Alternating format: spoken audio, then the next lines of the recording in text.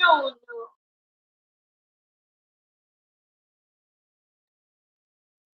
no.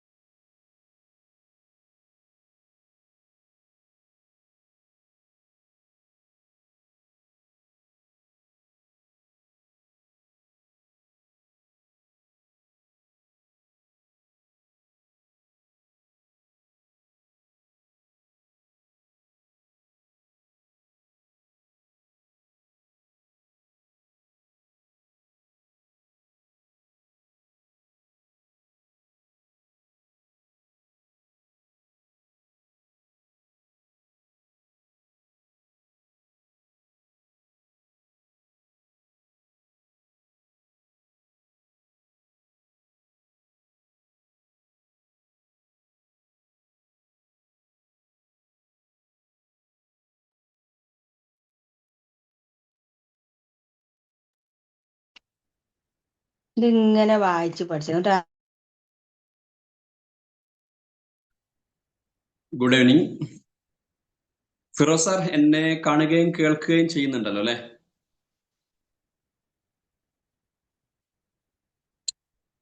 കേൾക്കുന്നുണ്ട് sir. ഞാൻ പറയുന്നത് കേൾക്കുന്നുണ്ട് സാറേ? Yes yes yes yes yes. Video good evening. ഇന്നത്തെ നമ്മുടെ പ്രോഗ്രാമിന്റെ റിസോഴ്സ് പേഴ്സൺ ഫിറോസ് സാർ, സിജിയുടെ ബഹുമാനപ്പെട്ട മറ്റ് ഭാരവാഹികളെ, പ്രിയമുള്ള വിദ്യാർത്ഥി സുഹൃത്തുക്കളെ, രക്ഷിതാക്കളെ, 7 ദിവസം നീണ്ടു നിൽക്കുന്ന കരിയർ ടോക്ക് വെബിനാർ സീരീസിന്റെ അവസാന ദിവസത്തിലാണ് നാം ഉള്ളത്. ഒന്നാമത്തെ ദിവസം കരിയർ പ്ലാനിങ്ങുമായി ബന്ധപ്പെട്ട കാര്യങ്ങൾ നമ്മൾ മനസ്സിലാക്കി. രണ്ടാമത്തെ ദിവസം 10-ന് ശേഷമുള്ള വഴികളായിരുന്നു നമ്മൾ ഡിസ്കസ് ചെയ്തിരുന്നത്. മൂന്നാമത്തെ ദിവസം കൊമേഴ്സ് മേഖലയിലെ പഠന തൊഴിൽ സാധ്യതകളായിരുന്നു നമ്മുടെ വിഷയം. അടുത്ത ദിവസം ഹ്യൂമാനിറ്റീസ് മേഖലയുമായി ബന്ധപ്പെട്ട കാര്യങ്ങൾ നമ്മൾ മനസ്സിലാക്കി. പിന്നീട് ഷോർട്ട് ടേം കോഴ്സുകളെ കുറിച്ച് ഡിസ്കസ് ചെയ്തു. കഴിഞ്ഞ ദിവസം സയൻസ് മേഖലയിലെ പഠന തൊഴിൽ സാധ്യതകളായിരുന്നു നമ്മുടെ വിഷയം. ഇന്ന് 7ാമത്തെ ദിവസം ഫ്യൂച്ചറിസ്റ്റിക് കരിയറുമായി ബന്ധപ്പെട്ട കാര്യങ്ങളാണ് നമ്മൾ സംസാരിക്കുന്നത്. നെക്സ്റ്റ് ജനറേഷൻ കരിയേഴ്സ്, പുതിയ കാലത്തിന്റെ തൊഴിൽ വഴികൾ എന്നുള്ളതാണ് നമ്മുടെ ടോപ്പിക്. വിഷയത്തിലേക്ക് കടക്കുന്നതിന് മുന്നേ സിജുമായി ബന്ധപ്പെട്ട 1-2 കാര്യങ്ങൾ വളരെ ചുരുക്കി സൂചിപ്പിക്കുകയാണ്. കഴിഞ്ഞ ദിവസങ്ങളിലൊക്കെ പ്രോഗ്രാമിൽ പങ്കെടുത്ത ആൾക്കാർ ഇന്നും വീണ്ടും ജോയിൻ ചെയ്തിട്ടുണ്ടാവും. അവർ ഓൾറെഡി കേട്ടതായിരിക്കും. എനിവേ പുതുതായി ജോയിൻ ചെയ്ത ആൾക്കാർക്ക് വേണ്ടിയിട്ട് കഴിഞ്ഞ ദിവസങ്ങളിൽ പറഞ്ഞ കാര്യങ്ങൾ ഒരിക്കൽ കൂടെ ആവർത്തിക്കുകയാണ്. CGI centre for information and guidance India കഴിഞ്ഞ 30 വർഷമായി വിദ്യാഭ്യാസ തൊഴിൽ മേഖലകളിൽ പ്രവർത്തിച്ചു കൊണ്ടിരിക്കുന്ന ഒരു NGO ആണ്. Non governmental organisation. Like that it is a not for profit organisation. ലാഭം പ്രതീക്ഷിക്കാതെ പ്രവർത്തിച്ചു കൊണ്ടിരിക്കുന്ന ഒരു സംവിധാനമാണ്.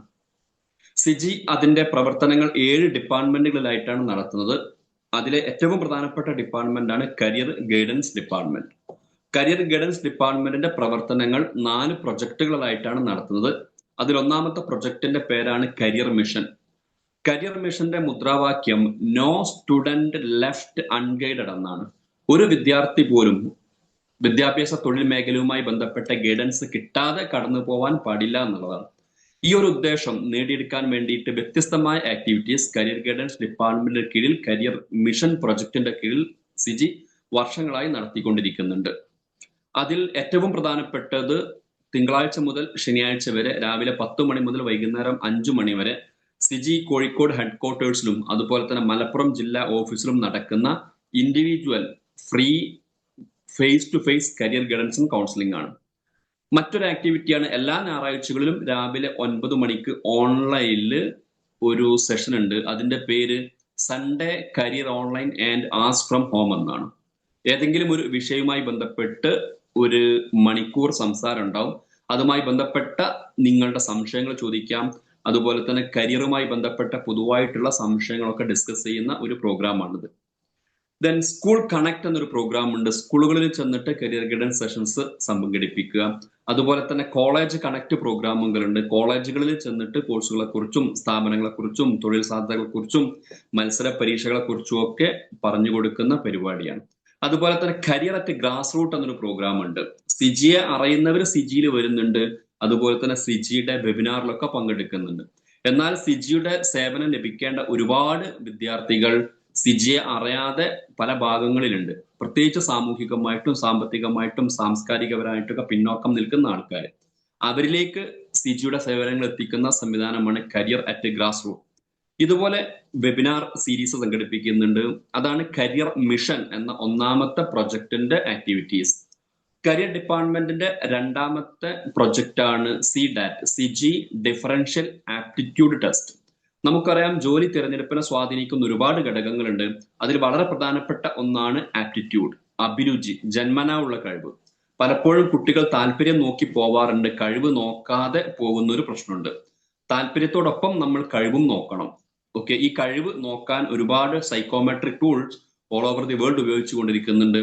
അതിലെ വളരെ പ്രധാനപ്പെട്ട ഒന്നാണ് DAT, DAT, differential aptitude test, അഭിരുചി നിർണയ പരീക്ഷ. സിജി ഡെവലപ്പ് ചെയ്ത ഡാറ്റിന്റെ പേരാണ് സിഡാറ്റ്. ഇതുമായി ബന്ധപ്പെട്ട കൂടുതൽ വിവരങ്ങൾ നിങ്ങൾക്ക് CGCareer.com എന്ന വെബ്സൈറ്റിൽ കാണാൻ പറ്റും. ഇതൊരു ഓൺലൈൻ ടെസ്റ്റ് ആണ്. ഓൺലൈൻ ആണ് അതിന്റെ രജിസ്ട്രേഷനും ടെസ്റ്റും പേയ്മെന്റും കൗൺസിലിങ്ങും എല്ലാം. ദെൻ മറ്റൊരു പ്രൊജക്റ്റ് ആണ് കരിയർ ഡിപ്പാർട്ട്മെന്റിന്റെ കീഴിൽ DCGC, diploma in career guidance and counselling. Career guidance മേഖലയിലേക്ക് വരാൻ താല്പര്യമുള്ളവരെ വാർത്തെടുക്കുന്നതിന് വേണ്ടിയിട്ടുള്ള ഒരു കോഴ്സ് സിജി നടത്തുന്നുണ്ട്. ഇന്ന് ഫിറോസ് സാർ ക്ലാസ് എടുക്കാൻ പോകുന്നത് പോലെ, കഴിഞ്ഞ ദിവസങ്ങളിൽ വ്യത്യസ്ത റിസോഴ്സ് പേഴ്സൺസ് ക്ലാസ് എടുത്തതുപോലെ കുട്ടികൾക്ക് കരിയർ ഗൈഡൻസ് നൽകാൻ നിങ്ങൾക്ക് താല്പര്യമുണ്ടെങ്കിൽ, എന്നെ കേൾക്കുന്നവരിൽ ഡിഗ്രി കഴിഞ്ഞവരുണ്ടെങ്കിൽ, അതുപോലെ തന്നെ രക്ഷിതാക്കൾ ഡിഗ്രി കഴിഞ്ഞവരൊക്കെ ഉണ്ടെങ്കിൽ ഈ മേഖലയിലേക്ക് വരാനുള്ള ഒരു സംവിധാനമാണ് diploma in career guidance and counselling. CG career department കീഴിലുള്ള നാലാമത്തെ പ്രൊജക്റ്റ് ആണ് പബ്ലിക്കേഷൻ.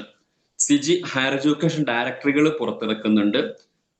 കോഴ്സുകളും സ്ഥാപനങ്ങളും തൊഴിൽ സാധ്യതകളെയും മത്സര പരീക്ഷകളും ഒക്കെ പരിചയപ്പെടുത്തുന്ന കരിയർ ഹാൻഡ് ബുക്കുകളൊക്കെ ഇറക്കാറുണ്ട്. ഈ വർഷം എഞ്ചിനീയറിംഗ് മേഖലയുമായി ബന്ധപ്പെട്ട മാത്രം ഒരു കരിയർ ഹാൻഡ് ബുക്ക് ഇറങ്ങാൻ പോവുകയാണ്. അതുപോലെ വ്യത്യസ്ത മേഖലകളിലെ കരിയർ സാധ്യതകളെ മനസ്സിലാക്കി കൊടുക്കുന്നതിന് വേണ്ടിയിട്ടുള്ള series of books, career hand ബുക്കുകൾ സിജി ഇറക്കാൻ ഉദ്ദേശിക്കുന്നുണ്ട്. ഇതാണ് സിജിയുടെ കരിയർ ഗൈഡൻസ് ഡിപ്പാർട്ട്മെന്റിനെ കുറിച്ച് ചുരുക്കി പറയാനുള്ളത്. ദെൻ 7 പ്രൊജക്ടുകളിലെ മറ്റ് ഒരു പ്രൊജക്ടിന്റെ, ഒരു ഡിപ്പാർട്ട്മെന്റിന്റെ ഒരു പ്രൊജക്ട് കൂടെ ഞാൻ ജസ്റ്റ് ഒന്ന് സൂചിപ്പിക്കുകയാണ്. ഡിപ്പാർട്ട്മെന്റിന്റെ പേര് TNC എന്നാണ്, ടാലന്റ് നർച്ചറിംഗ് സെന്റർ. ഇതിന്റെ പ്രധാനപ്പെട്ട ഒരു പ്രൊജക്റ്റ് ആണ് സ്റ്റുഡൻസ് വർക്ക്ഷോപ്പുകൾ. വിദ്യാർത്ഥികൾക്ക് ക്യാമ്പുകൾ നടത്തുന്നുണ്ട്, പ്രത്യേകിച്ച് സമ്മർ വെക്കേഷനിലൊക്കെ. 3 ദിവസം നീണ്ടു നിൽക്കുന്ന റെസിഡൻഷ്യൽ ക്യാമ്പാണ്. 3ാം ക്ലാസ് മുതൽ 12ാം ക്ലാസ് വരെയുള്ള കുട്ടികൾക്കാണ് ഈ സ്റ്റുഡന്റ് വർക്ക്ഷോപ്പുകൾ സംഘടിപ്പിച്ചുകൊണ്ടിരിക്കുന്നത്. ഇതുമായി ബന്ധപ്പെട്ട ഡീറ്റെയിൽസ് ഒക്കെ CG.org എന്ന വെബ്സൈറ്റിൽ നിങ്ങൾ കാണാൻ പറ്റും. CG.org. ഇത്രയും കാര്യങ്ങളാണ് സിജിയുമായി ബന്ധപ്പെട്ട് പൊതുവായിട്ട് സൂചിപ്പിക്കാനുള്ളത്. ഇനി നമുക്ക് സെഷനിലേക്ക് വരാം. ഞാൻ പറഞ്ഞു, ഇന്ന് നെക്സ്റ്റ് ജനറേഷൻ കരിയേഴ്സ്, പുതിയ കാലത്തിന്റെ തൊഴിലിന്റെ വഴികൾ എന്നുള്ളതാണ് നമ്മുടെ വിഷയം. പലപ്പോഴും കുട്ടികൾ ചോദിക്കാറുണ്ട്, സ്കോപ്പുള്ള കോഴ്സ് ഏതാണ്, അല്ലെങ്കിൽ റയർ കോഴ്സ് ഏതാണ്, അല്ലെങ്കിൽ ലേറ്റസ്റ്റ് കോഴ്സ് ഏതാണ്, എമർജിംഗ് കരിയർ സാധ്യതകൾ ഏതാണ് എന്നൊക്കെ. അതിനൊക്കെയുള്ള വ്യക്തമായ വിവരണം ഇന്നത്തെ ഈ സെഷനിൽ കിട്ടും. ഇന്നത്തെ നമ്മുടെ സെഷൻ ലീഡ് ചെയ്യുന്നത് ഫിറോസ് സാറാണ്. അദ്ദേഹം സിജിയുടെ റിസോഴ്സ് പേഴ്സൺ ആണ്. ബൈ പ്രൊഫഷൻ അദ്ദേഹം ഒരു എഞ്ചിനീയറും ഒരു മാനേജ്മെന്റ് വിദഗ്ധനും ഒക്കെയാണ്. ബൈ പാഷൻ അദ്ദേഹം ഒരു കരിയർ കൗൺസിലറാണ്. ഈ പ്രസന്റേഷൻ ശേഷം നിങ്ങൾക്ക് നിങ്ങളുടെ സംശയങ്ങൾ, പ്രത്യേകിച്ച് ഇന്നത്തെ സെഷനുമായി ബന്ധപ്പെട്ട് ഉള്ള ചോദ്യങ്ങൾ ചോദിക്കാം, സംശയങ്ങൾ ക്ലിയർ ചെയ്യാം. ഇനി പൊതുവായിട്ട് കോഴ്സുകളെ കുറിച്ചോ സ്ഥാപനങ്ങളെ കുറിച്ചോ തൊഴിൽ സാധ്യതകളെ കുറിച്ചോ മത്സര പരീക്ഷകളെ കുറിച്ചോ ഒക്കെ സംശയങ്ങൾ ഉണ്ടെങ്കിൽ അതും ചോദിക്കാവുന്നതാണ്. റിസോഴ്സ് പേഴ്സണായ ഫിറോസ് സാറെ വളരെ സന്തോഷപൂർവ്വം ഈ ഒരു പരിപാടിയിലേക്ക് സ്വാഗതം ചെയ്യുകയാണ്. അതോടൊപ്പം തന്നെ സിജിയുടെ മറ്റ് റിസോഴ്സ് പേഴ്സൺസും ഭാരവാഹികളും എന്നെ കേൾക്കുന്നുണ്ട്. അവരെയും ഈ പരിപാടിയിലേക്ക് ഹൃദ്യമായി സ്വാഗതം ചെയ്യുന്നു. സർവോപരി ഈ ഒരു സീരീസ് ഓഫ് പ്രോഗ്രാംസ് വിജയിപ്പിച്ചു കൊണ്ടിരിക്കുന്ന മുഴുവൻ വിദ്യാർത്ഥി സുഹൃത്തുക്കളെയും രക്ഷിതാക്കളെയും അധ്യാപകരെയും ഈ ഒരു സെഷനിലേക്ക് സ്വാഗതം ചെയ്തുകൊണ്ട് ഈ ഒരു സെഷൻ ലീഡ് ചെയ്യുന്നതിന് വേണ്ടിയിട്ട് ഫിറോസ് സാറിന് മൈക്ക് കൈമാറുകയാണ്.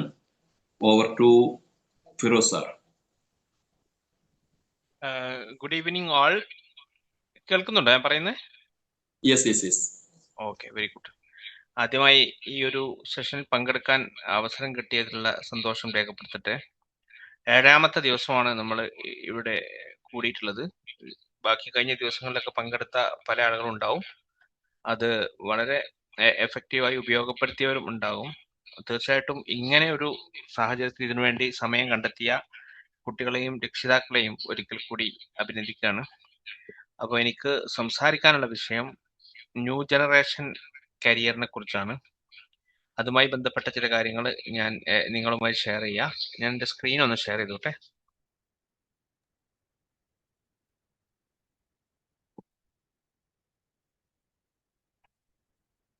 സ്ക്രീൻ കാണുന്നുണ്ടോ? യെസ്. ഓക്കെ അല്ലേ? ഓക്കെയാണ് ഓക്കെയാണ്. Okay. Career guidance, futuristic and next generation career എന്നാണ് നമ്മുടെ ടോപ്പിക്. അപ്പൊ എന്താണ് ഫ്യൂച്ചറിസ്റ്റിക് അല്ലെങ്കിൽ നെക്സ്റ്റ് ജനറേഷൻ കരിയർ എന്നതുകൊണ്ട് നമ്മൾ ഉദ്ദേശിക്കുന്നത്?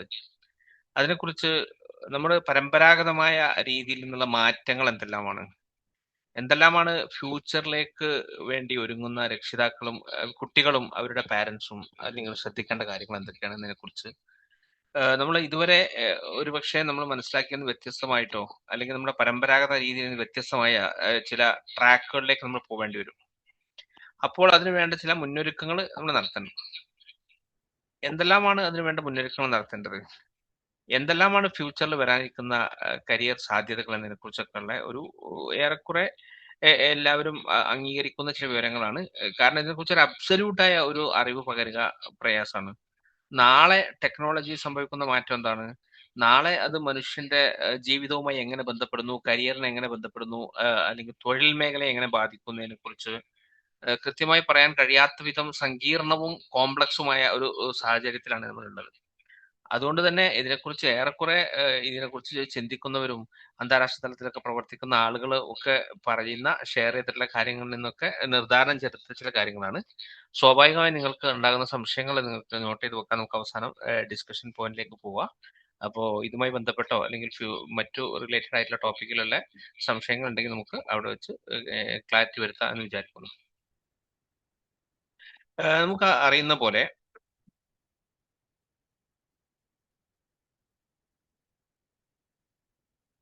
Okay, why careers are changing, അത് ഏറ്റവും പ്രധാനപ്പെട്ട കാര്യമാണ്.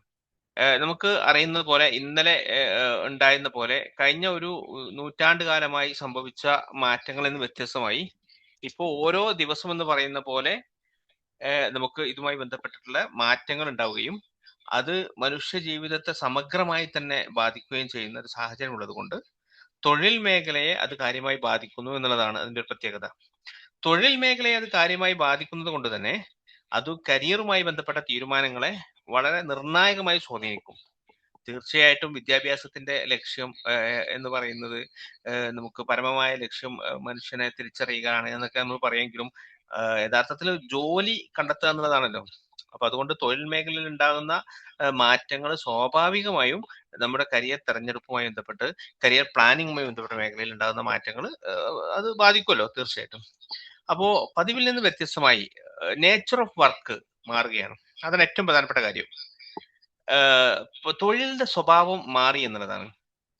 ഒരു പക്ഷേ എന്റെ തലമുറയിൽപ്പെട്ട ആളുകൾ അല്ലെങ്കിൽ എന്നെക്കാൾ മുതിർന്ന ആളുകൾ അല്ലെങ്കിൽ എന്നെക്കാൾ തൊട്ടു താഴെയുള്ള ആളുകൾ ശീലിച്ചു വെച്ച നടപ്പ് സമ്പ്രദായങ്ങളിൽ നിന്ന് മാറിയിട്ടുള്ള തൊഴിൽ രീതികളാണ് ഇപ്പോൾ ഉള്ളത്. ടെക്നോളജിയുടെ റാപ്പിഡ് ആയിട്ടുള്ള ഗ്രോത്ത് കാരണം, റാപ്പിഡ്ലി ഇവോൾവിങ് ടെക്നോളജി കാരണം, സാങ്കേതിക മേഖലയിൽ ദ്രുതഗതിയിലുണ്ടായ മാറ്റങ്ങൾ കാരണം, AI, ഓട്ടോമേഷൻ, ഗ്ലോബൽ ചാലഞ്ചസ് എന്നിവയൊക്കെ കാരണം ഇൻഡസ്ട്രീസ് മൊത്തം മാറുകയാണ്.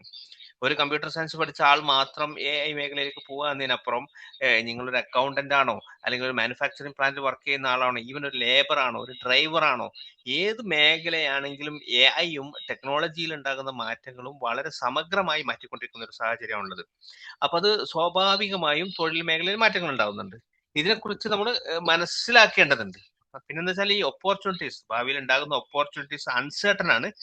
അതിനെ കുറിച്ച് കൃത്യമായ ഒരു സർട്ടനിറ്റി ഇല്ല പോലും അത് വളരെ പ്രോമിസിംഗ് ആണ്. ട്രഡീഷണൽ റോൾസ്, വളരെ പരമ്പരാഗതമായി ചെയ്തുകൊണ്ടിരുന്ന റോൾസ് ഒക്കെ ട്രാൻസ്ഫോം ചെയ്യുകയാണ്. അത് ട്രാൻസ്ഫോം ചെയ്ത് പുതിയതായ റോൾസും പുതിയതായ തൊഴിൽ സാധ്യതകളിലേക്കും എത്തിച്ചേരുമ്പോൾ നമുക്ക് പുതിയ സ്കില്ലുകൾ ആവശ്യമുണ്ട്, പുതിയ പ്രിപ്പറേഷൻ മെത്തേഡ്സ് ആവശ്യമുണ്ട്. ഇന്നലെ ഉണ്ടായിരുന്ന ചോദ്യങ്ങൾക്ക്, ഇന്നലെ ഉണ്ടായിരുന്ന തൊഴിലുകൾക്ക്, ഇന്നുള്ള തൊഴിലുകൾക്ക് ഇന്നത്തെ സ്കില്ല് മതിയെങ്കിൽ നാളെ ഉണ്ടാകുന്ന തൊഴിലിന്, നാളെ ഉണ്ടാകുന്ന മാറ്റങ്ങൾക്ക് നമുക്ക് ഈ നാളെ പ്രത്യേകതരം സ്കില്ലുകൾ നമ്മൾ ആർജിച്ചെടുക്കേണ്ടതുണ്ട്. അപ്പൊ അതുകൊണ്ട് വിദ്യാർത്ഥികൾ എന്ന നിലയ്ക്ക് വളരെ ഏർലി സ്റ്റേജിൽ തന്നെ ഇത്തരത്തിലുള്ള മാറ്റങ്ങളെ കുറിച്ച് നമ്മൾ വിഷ്വലൈസ് ചെയ്യുകയും മാറ്റങ്ങൾക്ക് വേണ്ട ഒരുക്കങ്ങൾ നടത്തുകയും ചെയ്യാന്നുള്ളത് ഏറ്റവും പ്രധാനപ്പെട്ട കാര്യമാണ്. അതാണ് importance of early career awareness എന്ന് പറയുന്നത്. ഇത് വളരെ പെട്ടെന്ന് മനസ്സിലാക്കിയാൽ നമുക്ക് ആൻസൈറ്റി കുറക്കാൻ പറ്റും. അതുപോലെ ഇൻഫോംഡ് ചോയ്സസ്, നമുക്ക് നമ്മുടെ ഇൻട്രസ്റ്റും ആപ്റ്റിറ്റ്യൂഡും ഒക്കെ അനുസരിച്ച് നമ്മുടെ നേരത്തെ അസ്കർ സാർ പറഞ്ഞതുപോലെ നമ്മുടെ താല്പര്യവും നമ്മുടെ അഭിരുചിയും ഒക്കെ കണ്ട് നമുക്ക് ഏറ്റവും സ്യൂട്ടബിൾ ആയ ഒരു മേഖല എന്താണെന്ന് കണ്ടെത്താൻ കഴിയും എന്നുള്ളതാണ് അതിന്റെ ഒരു ഗുണം. പിന്നെ അഡാപ്റ്റബിലിറ്റി, ലൈഫ് ലോങ് ലേണിംഗ്, ഈ രണ്ട് കാര്യങ്ങളാണ് പുതിയ കാലത്തെ ഏറ്റവും അത്യാവശ്യമായി വേണ്ട സംഗതി. കണ്ടിന്യൂസ് ലേണിംഗ് എന്ന് പറയുന്നത് ഒരു പ്രത്യേക ജോലി കിട്ടി അവസാനിക്കേണ്ടതോ ഒരു പ്രായം കഴിഞ്ഞാൽ നിർത്തേണ്ടതോ അല്ല എന്നും അത് ലൈഫ് ലോങ് ആയി നടക്കേണ്ട ഒരു കാര്യമാണെന്നും നമുക്ക് ജീവിതാന്ത്യം വരെ തുടരേണ്ട ഒരു പ്രോസസ്സാണെന്നും പിന്നെ അഡാപ്റ്റബിലിറ്റി എന്ന ഒരു സ്കില്ല്, ഏതൊരു സാഹചര്യത്തിന് അനുഗുണമായ രീതിയിൽ നമുക്ക് അഡാപ്റ്റബിൾ ആവുന്ന രീതിയിലേക്ക് മാറുക എന്നുള്ളത് മറ്റൊരു പ്രധാനപ്പെട്ട ഒരു ക്വാളിറ്റിയാണ്. ഈ രണ്ട് ക്വാളിറ്റികളാണ് പുതിയ കാലത്ത് ആവശ്യമുണ്ടാകുക. അതിന് വേണ്ട സ്കിൽ സെറ്റ് ഉണ്ടാക്കിയെടുക്കാൻ, അത് പുതിയ കാലത്തിന് അനുസൃതമായ രീതിയിൽ ഉപയോഗപ്പെടുത്താൻ എന്തൊക്കെ ചെയ്യാൻ പറ്റുമെന്നതിലേക്കാണ് നമ്മൾ വരുന്നത്. ഇപ്പോ നമുക്കറിയാം കരിയർ വേഴ്സസ് ഇപ്പൊ ഉണ്ടാകുന്ന കരിയറും നേരത്തെ കരിയറും തമ്മിൽ പ്രധാനപ്പെട്ട ഒരു വ്യത്യാസം. നേരത്തെ ട്രഡീഷണൽ കരിയർ പാത്തിന്റെ പ്രത്യേകത എന്താണെന്ന് വെച്ചാൽ വളരെ ലീനിയർ ആയ ഒരു കരിയറാണ് അല്ലെ. Linear, stable and specialised with professional remaining one field of four decades. ദശാബ്ദങ്ങളോളം 40 വർഷവും ഒക്കെ ഒരേ തൊഴിൽ മേഖലയിൽ ജോലി ചെയ്യുന്ന ഒരു സാഹചര്യമാണ്. വളരെ ലീനിയർ ആയി, സ്റ്റേബിൾ ആയ, സ്പെഷ്യലൈസ്ഡ് ആണ്. ഇത് മൂന്ന് കാര്യങ്ങൾ നമ്മൾ പ്രത്യേകം ശ്രദ്ധിക്കേണ്ടത്. ഒരു പ്രത്യേക മേഖലയിൽ മാത്രം തുടരുന്ന ഒരു പ്രവർത്തനമായിരുന്നു. അതിന് വ്യത്യസ്തമായി ഇന്നത്തെ ഒരു കരിയർ ഡൈനാമിക്സ് തന്നെ മാറിയത് വളരെ ഡൈനാമിക് ആണ്, നോൺ ലീനിയർ ആണ്. വളരെ നേർരേഖയുള്ള ചലനമല്ല കരിയറിന്. ഏതെങ്കിലും ഒരു ഫീൽഡിൽ വർക്ക് ചെയ്യുന്ന ഒരാൾ, IT പ്രൊഫഷണൽ ഒരാൾ നാളെ അക്കൗണ്ടന്റ് ആയി വർക്ക് ചെയ്യാൻ നാളെ എഞ്ചിനീയർ ആയോ, എഞ്ചിനീയറിംഗ് സ്കിൽ ഒരാൾ മാനേജർ ആയോ, ആ ലെവലിലേക്കൊക്കെ പോകുന്ന രീതിയിൽ വളരെ നോൺ ലീനിയർ കരിയർ ഡൈനാമിക്സ് ആണ് ഇപ്പോൾ ഉള്ളത് എന്നുള്ളതാണ് എൻ്റെ അർത്ഥം. അക്രോസ് ദ റോൾസ്, വ്യത്യസ്തങ്ങളായ തൊഴിൽ മേഖലയിൽ വളരെ പെട്ടെന്ന് തന്നെ മാറ്റങ്ങൾ വരും.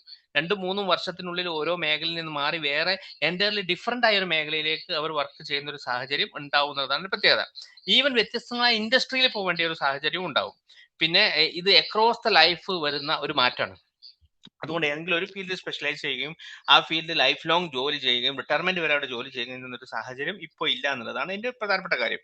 അപ്പൊ അതിനുള്ള ഒരു കാര്യം, നമുക്ക് ആ ഒരു ഇൻഡസ്ട്രിയിൽ മാറുന്നതിനനുസരിച്ച്, പുതിയ പൊസിഷനിൽ എത്തുന്നതിനനുസരിച്ച് നമുക്ക് അവിടെ എക്സൽ ചെയ്യണമെങ്കിൽ സ്വാഭാവികമായും continuous learning, up skilling and adaptability എന്നതൊക്കെ വളരെ പ്രധാനമാണ്. ഏതെങ്കിലും ഒരു ക്വാളിഫിക്കേഷൻ, എനിക്ക് MBA ഉണ്ട്, BTech ഉണ്ട്, അല്ലെങ്കിൽ BCom ഉണ്ട് എന്നൊക്കെ പറഞ്ഞൊരു ക്വാളിഫിക്കേഷൻ അനുസൃതമായ ഒരു തൊഴിൽ മേഖലയിൽ കണ്ടിന്യൂ ചെയ്യുക എന്നതിന് പകരം നിരന്തരമായ പഠനവും അപ്സ്കില്ലിങ്ങും റീസ്കില്ലിങ്ങും അൺസ്കില്ലിങ്ങും ഒക്കെ ആവശ്യമുണ്ട്. നമുക്ക് നേരത്തെ പഠിച്ച കാര്യം മാറ്റി പുതിയത് പഠിക്കാനും അൺലേൺ ചെയ്യാനും വരെ ആവശ്യമുണ്ട്. നമ്മൾ ലേണിംഗ് മാത്രമല്ല, അൺലേണിങ്ങും പുതിയ കാലത്തെ ഒരു പ്രധാനപ്പെട്ട ടൂൾ ആണെന്നുള്ളത് നമ്മൾ മനസ്സിലാക്കാം. ഇത് നമ്മുടെ ഈ സ്റ്റുഡൻസിന്റെ എഡ്യൂക്കേഷൻ എന്ന് പറയുന്നത്, അവരുടെ എഡ്യൂക്കേഷൻ ക്വാളിഫിക്കേഷൻ എന്നൊരു ഫൗണ്ടേഷൻ മാത്രമാണ്. അത് ഭാവിയിലുള്ള ചേഞ്ചസിനെ നമുക്ക് എംബ്രൈസ് ചെയ്യാനുള്ള ഒരു പ്രചോദനം നൽകുന്ന ഒരു കാര്യം മാത്രമായി നമ്മുടെ എഡ്യൂക്കേഷൻ മാറ്റുകയും പുതിയ കാലത്തിന് അനുസൃതമായ സ്കില്ല് കണ്ടെത്താൻ പറ്റുകയും ചെയ്യുക എന്നുള്ളത് ഏറ്റവും പ്രധാനപ്പെട്ട ഒരു കാര്യം. ഇനി നമുക്ക് ഇതിനുണ്ടാകുന്ന മാറ്റങ്ങൾക്കുള്ള കാരണങ്ങൾ, പലതരത്തിലുള്ള കാരണങ്ങളുണ്ട്. ഒന്നാമത് റൈസ് ഓഫ് ഓട്ടോമേഷൻ ഏറ്റവും പ്രധാനപ്പെട്ട. പ്രസന്റ് കരിയർ ട്രെൻഡ്സ് പ്രധാനപ്പെട്ട ഒരു കാര്യമാണ്. നാളത്തെ വർക്ക് ഫോഴ്സിനെ ഷേപ്പ് ചെയ്യുന്നതിലെ കരിയർ ട്രെൻഡ് എന്തൊക്കെയാണെന്നുള്ളത് നമ്മളൊരു ധാരണ നമുക്ക് ഉണ്ടാകുന്നതല്ല, നമുക്കൊക്കെ അറിയുന്ന കാര്യങ്ങളാണ്. ഇത് എത്ര ക്വിക്ലിയാണ് വർക്ക് പ്ലേസ് ഇവോൾവ് ചെയ്യാന്നുള്ളത് നമ്മൾ അറിഞ്ഞിരിക്കുന്ന പ്രധാനപ്പെട്ട കാര്യം.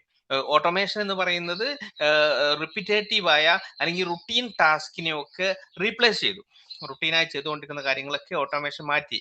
അതുപോലെ പ്രോബ്ലംസ്, മനുഷ്യന് കൂടുതൽ പ്രോബ്ലം സോൾവിങ് സ്കില്ലിലേക്ക് കോൺസെൻട്രേറ്റ് ചെയ്യുക. റിപ്പീറ്റേറ്റീവായ റുട്ടീൻസ് ടാസ്കുകൾ സ്വാഭാവികമായും അത് ഓട്ടോമേറ്റ് ചെയ്യപ്പെടുക എന്നുള്ളതാണ് ഒരു സാഹചര്യം. അത് എല്ലാ ഫീൽഡിലും ഉണ്ട് കേട്ടോ.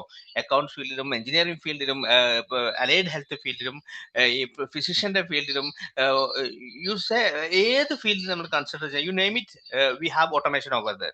അതുകൊണ്ട് ഓട്ടോമേഷന്റെ ഇമ്പാക്ട് അത്രയും ഡീപ്പർ ലെവലിൽ ഉണ്ട് എന്നുള്ളതാണ് ഏറ്റവും പ്രധാനപ്പെട്ട കാര്യം. ഡിജിറ്റൽ ടൂൾസ് അവൈലബിൾ ആണ്, എല്ലാ പ്രൊഫഷനും ഡിജിറ്റൽ ടൂൾസ് അവൈലബിൾ ആണ്. അതുകൊണ്ട് ഡിജിറ്റൽ ലിറ്ററസി എന്ന് പറയുന്നത് വളരെ എസെൻഷ്യൽ ആയിട്ടുള്ള ഒരു കാര്യമാണ്. നമുക്ക് ഡിജിറ്റൽ വിജ്ഞാനം ഉണ്ടാവുക, ഈ ഡിജിറ്റൽ മേഖലയിൽ അറിവുണ്ടാവുക എന്ന് പറയുന്നത് വളരെ പ്രധാനപ്പെട്ട കാര്യമാണ്. ഞാൻ പഠിച്ചത് ഇതുമായി ബന്ധപ്പെട്ട ഫീൽഡല്ല, അതുകൊണ്ട് ഡിജിറ്റൽ ലിറ്ററസി എന്റെ ഭാഗമല്ല എന്ന് വിചാരിച്ച് മാറ്റി നിർത്തുന്നതിന് പകരം ഡിജിറ്റൽ ലിറ്ററസി ഉണ്ടാവുക എന്നുള്ളത് ഏറ്റവും പ്രധാനം. അത് ഒരു സ്പെഷ്യലൈസ്ഡ് സ്കില്ലല്ല, ഇനിയുള്ള കാലത്ത് വളരെ അനിവാര്യമായി ഉണ്ടാവേണ്ട ഒരു ബേസിക് റിക്വയർമെന്റ് ആണ് എന്നുള്ളത് മനസ്സിലാക്കുക.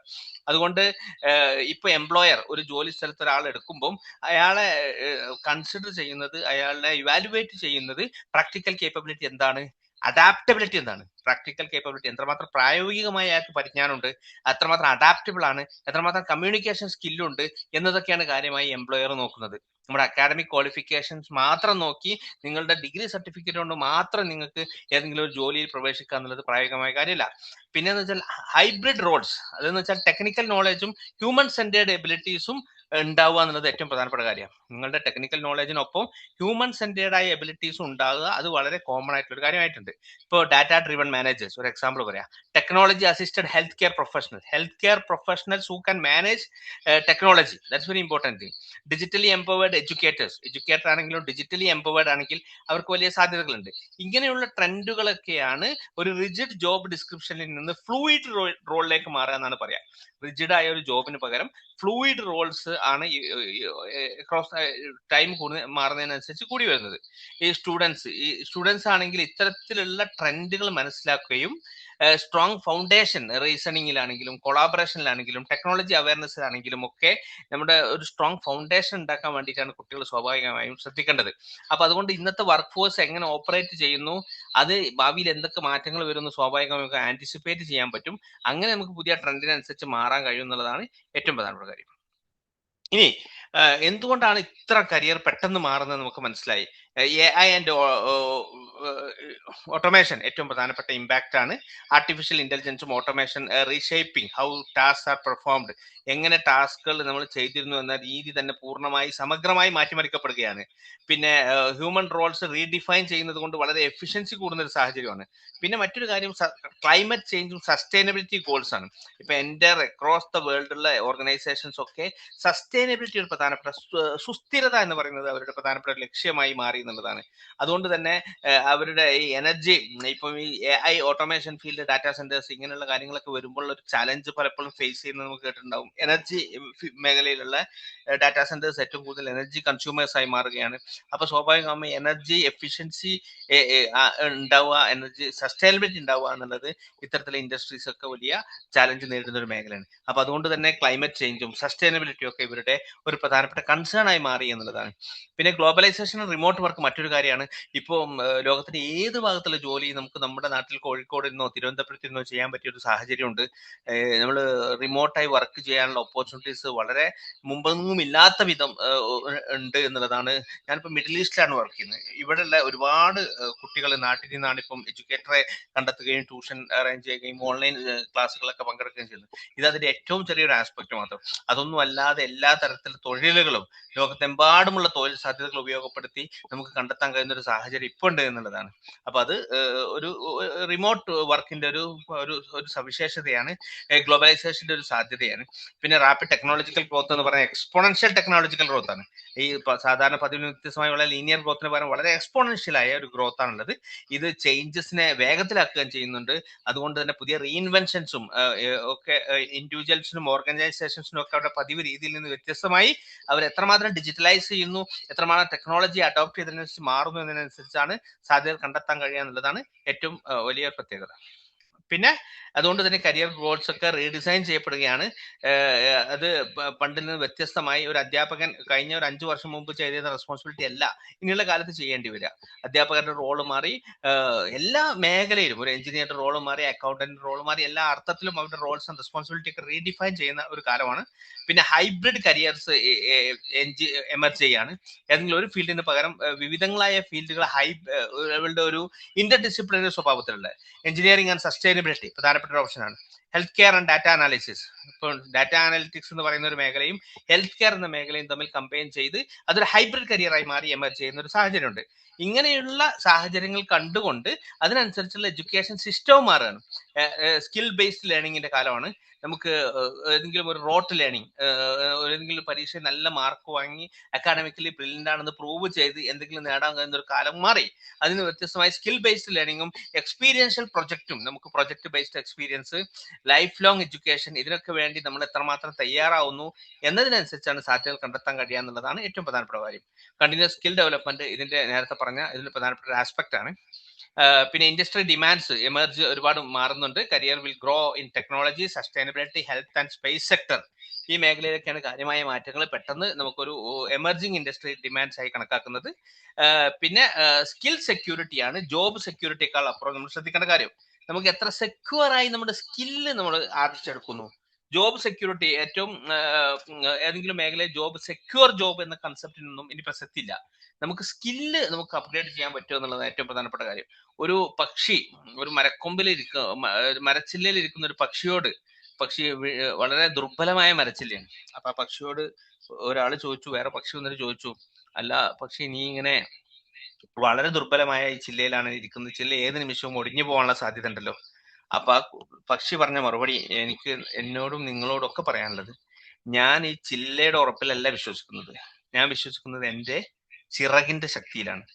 എനിക്ക് ഈ ചില്ല ഒടിഞ്ഞു പോയാൽ എനിക്ക് പറന്ന് രക്ഷപ്പെടാനുള്ള ഒരു സ്കില്ല് എനിക്കുണ്ടെന്നുള്ള കോൺഫിഡൻസ് ആണ് എന്നെ നയിക്കുന്നത് എന്ന് പറഞ്ഞതുപോലെ, ഏതെങ്കിലും ഒരു ജോബ് സെക്യൂർ ആണോ എന്ന് വിശ്വസിക്കുന്നതിന് പകരം നമ്മുടെ സ്കില്ല് സെക്യൂർ ആണോ, നമുക്ക് കാലത്തിനനുസരിച്ച ജോബിന്റെ റിക്വയർമെന്റ് അനുസരിച്ച സ്കില്ലുണ്ടോ എന്ന് ഉറപ്പുവരുത്തുക എന്നുള്ളതാണ് നമ്മൾ ചെയ്യേണ്ട ഏറ്റവും പ്രധാനപ്പെട്ട കാര്യം.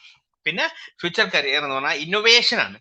എത്തിക്കൽ റെസ്പോൺസിബിലിറ്റി, അതായത് എത്തിക്കൽ ആയിട്ടുള്ള റെസ്പോൺസിബിലിറ്റി ഉള്ളതോടൊപ്പം തന്നെ ഇന്നോവേഷൻസ്, ഇന്നലെ ചെയ്തതിൽ നിന്ന് വ്യത്യസ്തമായി ഇന്ന് എങ്ങനെ കാര്യങ്ങൾ ചെയ്യാം, ഇന്റർ ഡിസിപ്ലിനറി കൊളാബറേഷൻ എങ്ങനെ ചെയ്യാം, നമുക്കൊരു അക്കൗണ്ടന്റിനെയും ഒരു ഡാറ്റ സയന്റിസ്റ്റിനെയും കൊളാബറേറ്റ് ചെയ്ത് എങ്ങനെ നമുക്ക് ഇൻഡസ്ട്രിയിലെ ആവശ്യങ്ങൾ നിറവേറ്റാൻ പറ്റും, ഒരു എഞ്ചിനീയറെയും ഒരു സൈക്കോളജിസ്റ്റിനെയും കൊളാബറേറ്റ് ചെയ്ത് എങ്ങനെ നമുക്ക് പുതിയ കാലത്തെ പ്രതിസന്ധികളെ നേരിടാൻ കഴിയും. ഇത്തരം കാര്യങ്ങളെ കുറിച്ചൊക്കെ ഉള്ള ഇന്നോവേഷൻസ് ഉണ്ടാവുക എന്നുള്ളതും പ്രധാനപ്പെട്ട കാര്യമാണ്.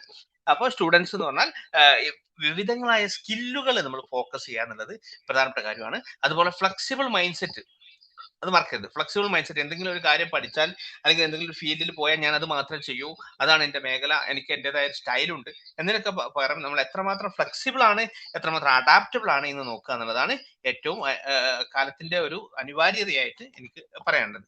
ഈ ഒരു കാര്യം നമ്മൾ മനസ്സിലാക്കുക എന്നുള്ളതും കൂടി ശ്രദ്ധിക്കേണ്ട വിഷയമാണ്. പിന്നെ സ്റ്റുഡൻസ് നമ്മൾ ശ്രദ്ധിക്കേണ്ട കാര്യം എന്താണെന്ന് വെച്ചാൽ വളരെ ഏർലി സ്റ്റേജിൽ തന്നെ എൻഗേജ് ചെയ്യുക എന്നുള്ളതാണ്. ഏർലി സ്റ്റേജ് നമുക്ക് സെൽഫ് ഡിസ്കവറി, നമ്മുടെ സ്കിൽ ഡെവലപ്മെന്റിന് വേണ്ടി കണ്ടെത്തുക. ഒരിക്കലും ഏതെങ്കിലും ജോലിയിൽ കയറി നമ്മളൊരു സ്കിൽ ഡെവലപ്മെന്റ് അവസരം കണ്ടെത്തുക എന്നുള്ളതിന് പകരം നമ്മൾ വളരെ ഏർലി സ്റ്റേജിൽ തന്നെ സ്കിൽ ഡെവലപ്മെന്റിന്റെ സാഹചര്യങ്ങൾ എന്താണെന്ന് മനസ്സിലാക്കുകയും അതിനുവേണ്ട ഓപ്പർച്യൂണിറ്റീസ്, ഇപ്പൊ പതിവിൽ നിന്ന് വ്യത്യസ്തമായി നമുക്ക് ഒത്തിരി അവസരങ്ങളുണ്ട്, എമ്പാടും അവസരങ്ങളുണ്ട്. ഏത് സ്കില്ലായാലും നമുക്ക് വളരെ ഏർലി സ്റ്റേജിൽ തന്നെ പഠിച്ചെടുക്കാനും ആ സ്കില്ല് ആർജിച്ചെടുത്ത് അത് നമ്മുടെ ലൈഫിൽ അപ്ലൈ ചെയ്യാനും നമ്മുടെ തൊഴിൽ മേഖലയിൽ അപ്ലൈ ചെയ്യാനും പറ്റിയ സാഹചര്യം ഇപ്പോൾ ഉണ്ട്.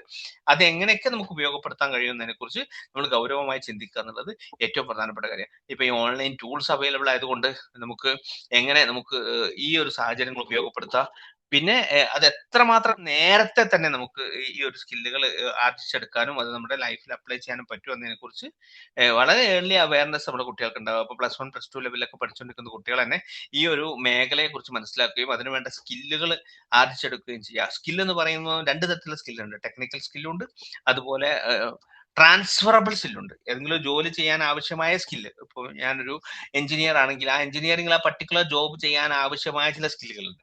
അതിനെ നമുക്കൊരു നോൺ ട്രാൻസ്ഫറബിൾ സ്കിൽ എന്ന് പറയാം. അതൊരു എഞ്ചിനീയറായി ജോലി ചെയ്യുമ്പോൾ ആ സ്കിൽ എനിക്ക് ആവശ്യമുണ്ട്. എന്നാൽ ട്രാൻസ്ഫറബിൾ സ്കിൽ എന്ന് പറഞ്ഞാൽ മറ്റൊരു സാധനമുണ്ട്. ഏത് മേഖലയിൽ ജോലി ചെയ്യാൻ പറ്റിയാലും ഏത് ഫീൽഡിലാണ് ജോലി ചെയ്യുന്നതെങ്കിലും അത് ഉപയോഗപ്പെടുത്താൻ പറ്റിയ തരത്തിലുള്ള സ്കില്ലുകൾ. എനിക്ക് നല്ല കമ്മ്യൂണിക്കേഷൻ സ്കിൽ ഉണ്ട് എന്ന് വിചാരിക്കുക, അതൊരു എഞ്ചിനീയർ ആയിട്ട് വർക്ക് ചെയ്യുമ്പോൾ എനിക്ക് ഉപയോഗപ്പെടുത്താൻ പറ്റും, ഭാവിയിൽ മറ്റൊരു ഫീൽഡിൽ എനിക്ക് വർക്ക് ചെയ്യുമ്പോൾ അത് ഉപയോഗപ്പെടുത്താൻ പറ്റും. അപ്പൊ അതുകൊണ്ട് ഇത്തരത്തിലുള്ള സ്കില്ലുകളും ആണ് ഏറ്റവും ഇമ്പോർട്ടന്റ് ആയ കാര്യം. ട്രാൻസ്ഫറബിൾ സ്കില്ല് ഡെവലപ്പ് ചെയ്തെടുക്കാൻ ഫ്രം ദ വെരി ബിഗിനിങ് തന്നെ ശ്രമിക്കുക എന്നുള്ളത് പുതിയ കാലത്തെ കരിയറിനെ നമുക്ക് വളരെ നന്നായി നിർവചിക്കാൻ അത് ഉപയോഗപ്പെടുന്നുള്ള കാര്യത്തിൽ ഒരു സംശയമില്ല. പിന്നെ ഫ്യൂച്ചറിസ്റ്റിക് കരിയർ ഫ്രണ്ടിയേഴ്സ്, അത് ഒരുപാട് മേഖലയിൽ പുതിയതായ കരിയർ മേഖലകൾ വന്നുകൊണ്ടിരിക്കുന്നുണ്ട്. ഇതുവരെ നിലവിലില്ലാത്ത പുതിയതായ ഒരുപാട് മേഖലകൾ, സ്പേസ് ഹാബിറ്റാറ്റ് ഡിസൈൻ ഉണ്ട്, ഓർബിറ്റൽ ട്രാഫിക് മാനേജ്മെന്റ്, ഇങ്ങനെയൊക്കെയുള്ള മേഖലയിൽ പുതിയ കരിയർ സാധ്യതകളുണ്ട്.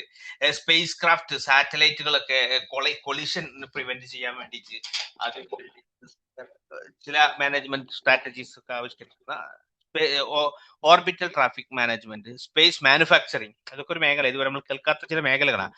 സ്പേസ് റിസോഴ്സ് മൈനിങ്, ഇങ്ങനെയുള്ള മേഖലകളുണ്ട്. പിന്നെ നമുക്കറിയാം ഈ epigenetic counselling, brain computer interface എന്ന് പറഞ്ഞ പുതിയ കാലത്ത് ഹ്യൂമൻ മെഷീൻ ഇന്റർഫേസ് ഒക്കെ ഒരു കരിയർ മേഖലയാണ്. അതുപോലെ ബ്രെയിൻ കമ്പ്യൂട്ടർ ഇന്റർഫേസ് എന്ന മേഖലയുണ്ട്. ന്യൂറോ പ്രൈവസി ആൻഡ് എത്തിക്സ് എന്ന മേഖലയുണ്ട്. 3D ബയോ പ്രിന്റിംഗ് ആൻഡ് ലോങ്ങവിറ്റി എന്ന് പറയുന്ന മേഖലകളുണ്ട്. ഇതൊക്കെ പുതുതായി വരാൻ സാധ്യതയുള്ള കരിയർ മേഖലകളായി എനിക്ക് തോന്നിയിട്ടുള്ള കുറെ മേഖലകളാണ്. Carbon sequestration technology, rebuilding and urban ecosystem, next generation energy system, എൻവയോൺമെന്റൽ ഡാറ്റ സയൻസ്, ഡാറ്റ അനാലിസിസ്, ഇങ്ങനെയുള്ള ഒരുപാട് മേഖലകൾ, emerging infrastructure roles, automation and robotic management, data rights and ethical governance, inter discipline, ഇങ്ങനെയൊക്കെയുള്ള മേഖലകളുടെ പ്രത്യേകത എന്താണെന്ന് വെച്ചാൽ വിവിധങ്ങളായ മേഖലകളെ കമ്പൈൻ ചെയ്യാന്ന, ടെക്നോളജിയും ലോയും സൊസൈറ്റിയൽ അവയർനെസ്സും ഒക്കെ കമ്പൈൻ ചെയ്യുന്ന മേഖലകൾ. ഇപ്പം AI വന്നതോടുകൂടി നമുക്കറിയാം എല്ലായിടത്തും ഒരു കോമ്പിനേഷൻ ഓഫ് കരിയർ ആണ്. വിവിധങ്ങളായ കരിയറുകളെ അവര് ടെക്നോളജിയുമായി ഇന്റഗ്രേറ്റ് ചെയ്യുന്ന, എഡ്യൂടെക് നമുക്കറിയാം, ഫിൻടെക് അറിയാം, ഫൈനാൻഷ്യൽ സർവീസസ് വിത്ത് ടെക്നോളജിയുമായി ഇന്റഗ്രേറ്റ് ചെയ്യുന്നത്, ഹെൽത്ത് കെയർ ആൻഡ് മെഡ്ടെക് ഉണ്ട്, ഹെൽത്ത് കെയർ മെഡിക്കൽ ടെക്നോളജിയും, അഗ്രിടെക് അറിയാം, agritech farming technology, legal service ടെക്നോളജിയുമായി ഇന്റഗ്രേറ്റ് ചെയ്യുന്നു. അതുപോലെ real estate and property tech ഉണ്ട്, റീറ്റെയിൽ ടെക് ഉണ്ട്, ഇങ്ങനെ ഇൻഷുറൻസ് ടെക്നോളജി ഉണ്ട്, ഫുഡ് ടെക്നോളജി ഉണ്ട്, ഫുഡ് പ്രൊഡക്ഷൻ, അതൊക്കെ ടെക്നോളജിയുമായി നമുക്ക് കുറെ കൂടി ഇന്റഗ്രേറ്റ് ചെയ്യുന്ന പതിവ്. ഫുഡ് ടെക്നോളജിക്ക് അപ്പുറം ക്ലീൻ ടെക്നോളജി ഉണ്ട്, എൻവയോൺമെന്റൽ ആൻഡ് സസ്റ്റൈനബിൾ ടെക്നോളജി ഉണ്ട്, എനർജി ടെക്നോളജി ഉണ്ട്, കൺസ്ട്രക്ഷൻ ടെക്നോളജി ഉണ്ട്, മാനുഫാക്ചറിംഗ് ടെക്നോളജി ഉണ്ട്, മൈനിങ് ടെക്നോളജി ഉണ്ട്, ഇങ്ങനെയുള്ള മാർക്കറ്റിംഗ് ടെക്നോളജി ഉണ്ട്, HR ടെക്നോളജി ഉണ്ട്, ഓട്ടോമോട്ടീവ് ടെക്നോളജി ഉണ്ട്, മൊബിലിറ്റി ടെക്നോളജി ഉണ്ട്, ലോജിസ്റ്റിക് ടെക്നോളജി ഉണ്ട്, government and public sector technology ഉണ്ട്, റെഗുലേറ്ററി കംപ്ലയൻസ് ടെക്നോളജി ഉണ്ട്, സൈബർ സെക്യൂരിറ്റി ടെക്നോളജി ഉണ്ട്, ഡാറ്റ ടെക്നോളജി, ഇങ്ങനെയുള്ള ഒരുപാട് മേഖലയിൽ നമുക്ക് പുതിയ കാലത്തെ അവസരങ്ങൾ കണ്ടെത്താൻ കഴിയും. ഇങ്ങനെയുള്ള സാധ്യതകൾ വന്നുകൊണ്ടിരിക്കുന്നുണ്ട് എന്നുള്ള കാര്യം നമ്മൾ മറക്കാൻ പാടില്ല. അപ്പൊ അതൊക്കെ ഒരു അവസരമാണ്. സ്വാഭാവികമായി നമുക്ക് ചില ആളുകൾ ഉണ്ട്, എന്ത് പതിവ് ജോലികൾ എന്നൊക്കെ ഇനി ഇല്ലാതാവുമോ എന്നൊക്കെ പറഞ്ഞ് അങ്ങനെ വിചാരിക്കുന്ന ആളുകൾ. ഒരിക്കലും അങ്ങനെയല്ല. പുതിയ കാലത്ത് ജോലികൾ ഇല്ലാതാവുകയല്ല, പുതിയ ജോലികൾ കടന്നു വരികയാണ് എന്നുള്ളത് നമ്മൾ മനസ്സിലാക്കുക എന്നുള്ളത് ഏറ്റവും പ്രധാനപ്പെട്ട കാര്യം. അപ്പൊ അതിനു വേണ്ടിയിട്ട് നമുക്ക് എങ്ങനെ തയ്യാറെടുക്കാൻ കഴിയും എന്നുള്ള കാര്യത്തിലാണ് വിദ്യാർത്ഥികൾ എന്ന നിലയ്ക്ക് നമ്മൾ ഓരോരുത്തരും ശ്രദ്ധിക്കേണ്ട ചില കാര്യം. ഓക്കെ അല്ലേ? കേൾക്കുന്നില്ലേ? കേൾക്കുന്നുണ്ട് സാർ, കേൾക്കുന്നുണ്ട്. ഇനി നമുക്ക് ശ്രദ്ധിക്കേണ്ട മറ്റൊരു പ്രധാനപ്പെട്ട ഒരു മേഖല,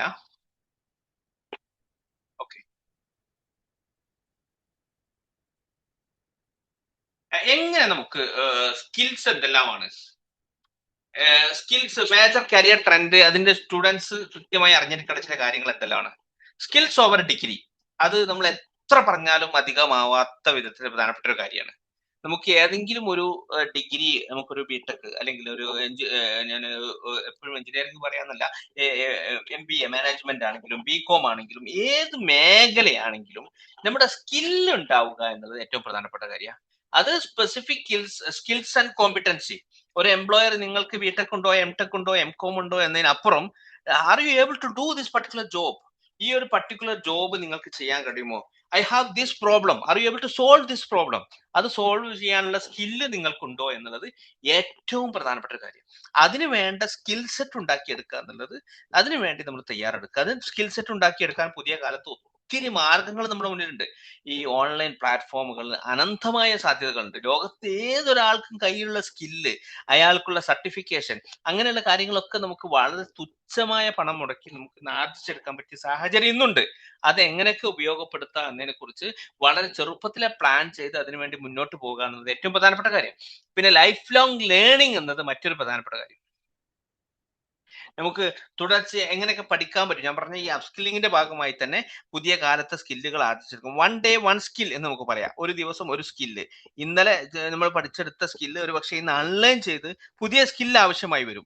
അങ്ങനെയുള്ള സ്കില്ലുകൾ കാലത്തിനനുസൃതമായി കണ്ടെത്തി, കാലത്തിനനുസൃതമായി ഇത്തരത്തിലുള്ള സ്കില്ലുകൾ ആർജിച്ചെടുത്ത് അത് എങ്ങനെയൊക്കെ മുന്നോട്ട് കൊണ്ടുപോകാൻ കഴിയും, അത് എങ്ങനെ ഒരു കരിയറിൽ എത്തിക്കാൻ കഴിയും എന്നുള്ളതാണ് ഏറ്റവും പ്രധാനപ്പെട്ട കാര്യം. ഇപ്പൊ പഠിച്ചുകൊണ്ടിരിക്കുന്ന കുട്ടികൾക്ക് തന്നെ, ഇപ്പൊ ഡിഗ്രിയോ പ്ലസ് ടു ഡിഗ്രി ഒക്കെ പഠിച്ചുകൊണ്ടിരിക്കുന്ന കുട്ടികൾക്ക് തന്നെ പഠിച്ചുകൊണ്ടിരിക്കുന്ന സമയത്ത് തന്നെ ജോലി ചെയ്യാൻ പറ്റിയ സാഹചര്യം ഇപ്പോൾ ഉണ്ട്.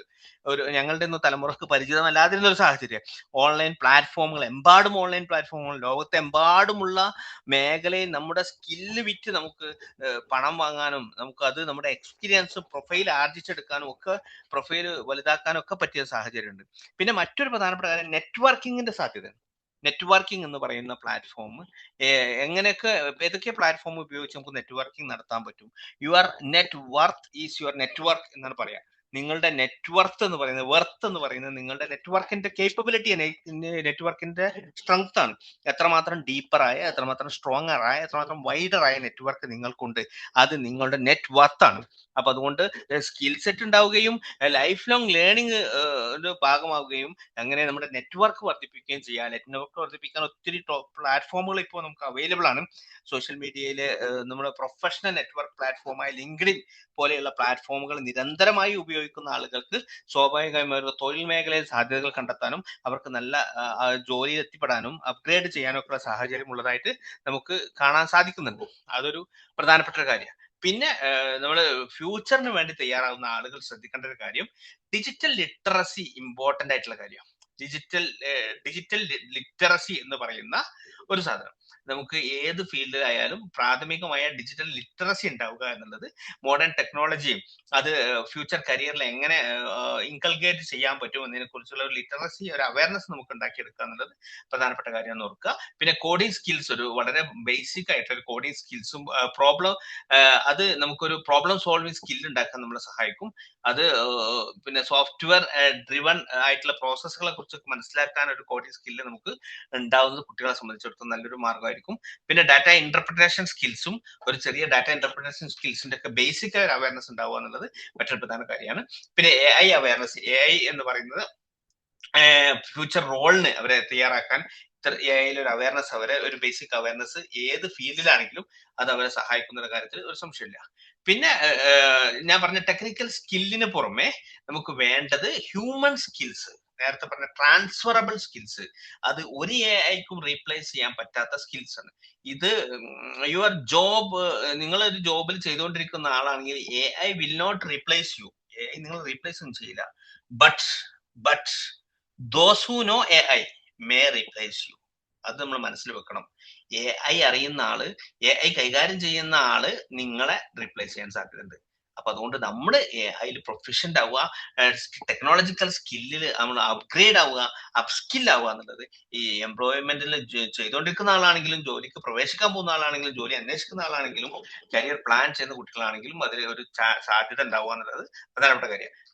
ക്രിട്ടിക്കൽ തിങ്കിങ് ആൻഡ് ക്രിയേറ്റിവിറ്റി എന്ന് പറയുന്നത് നിങ്ങളുടെ ഒരു വിമർശനാത്മകമായ ചിന്തയും അതുപോലെ നിങ്ങളുടെ സൃഷ്ടിപരതയും ക്രിയേറ്റിവിറ്റിയും ഏറ്റവും പ്രധാനപ്പെട്ട സംഗതിയാണ്. അത് നമുക്ക് ലൈഫ് ലോങ് ഉണ്ടാവേണ്ട ഒരു സംഗതിയാണ്. ക്രിയേറ്റീവ് വേ ഓഫ് തിങ്കിങ്, എങ്ങനെ വളരെ ക്രിയേറ്റീവായി തിങ്ക് ചെയ്യുക, എങ്ങനെ ക്രിട്ടിക്കലായി തിങ്ക് ചെയ്യുക. ഒരു കാര്യത്തിൽ ക്രിയേറ്റീവായി ചെയ്യാൻ എല്ലാത്തിനും ഒരു ഓപ്ഷൻ ഉണ്ട് അല്ലെ. നമുക്കൊരു ഹാഫ് ആൻ അവർ എങ്ങനെ ക്രിയേറ്റീവായി യൂസ് ചെയ്യുക, ഹൺഡ്രഡ്സ് ഓഫ് ഓപ്ഷൻസ് ഉണ്ടാവും. അങ്ങനെയുള്ള ക്രിയേറ്റീവ് മാർഗങ്ങൾ നമ്മുടെ ലൈഫിൽ എല്ലാ മേഖലയിലും കൊണ്ടുവരുന്ന ഒരു സിസ്റ്റം നമുക്ക് ഡെവലപ്പ് ചെയ്തെടുക്കുകയാണെങ്കിൽ നമുക്ക് പുതിയ കാലത്തിന് നമ്മൾ പ്രിപ്പയർ ചെയ്യാണെന്ന് നമുക്ക് പറയാൻ പറ്റും. പിന്നെ കമ്മ്യൂണിക്കേഷൻ ആൻഡ് കൊളാബറേഷൻ, ഞാൻ നേരത്തെ പറഞ്ഞു, ആശയവിനിമയത്തിലുള്ള കഴിവ്. ഒരുപാട് ലാംഗ്വേജ് ഉണ്ടാവുക, നല്ല ഓക്സ്ഫോർഡ് ഇംഗ്ലീഷ് സംസാരിക്കുക എന്നുള്ളത് മാത്രമല്ല കമ്മ്യൂണിക്കേഷൻ. നമുക്ക് verbal and non verbal communication ഉണ്ട്. അതിനുവേണ്ടി കമ്മ്യൂണിക്കേഷൻ ക്ലബ്ബുകൾ നമുക്ക് സ്ഥാപിക്കാം. നമുക്ക് നമ്മുടെ ഫ്രണ്ട്സ് കൂടിയിട്ട് ഒരു കമ്മ്യൂണിക്കേഷൻ സർക്കിൾ ഉണ്ടാക്കി we can have common communication methods, അതൊക്കെ നമുക്ക് ഇംപ്ലിമെന്റ് ചെയ്യാൻ പറ്റും.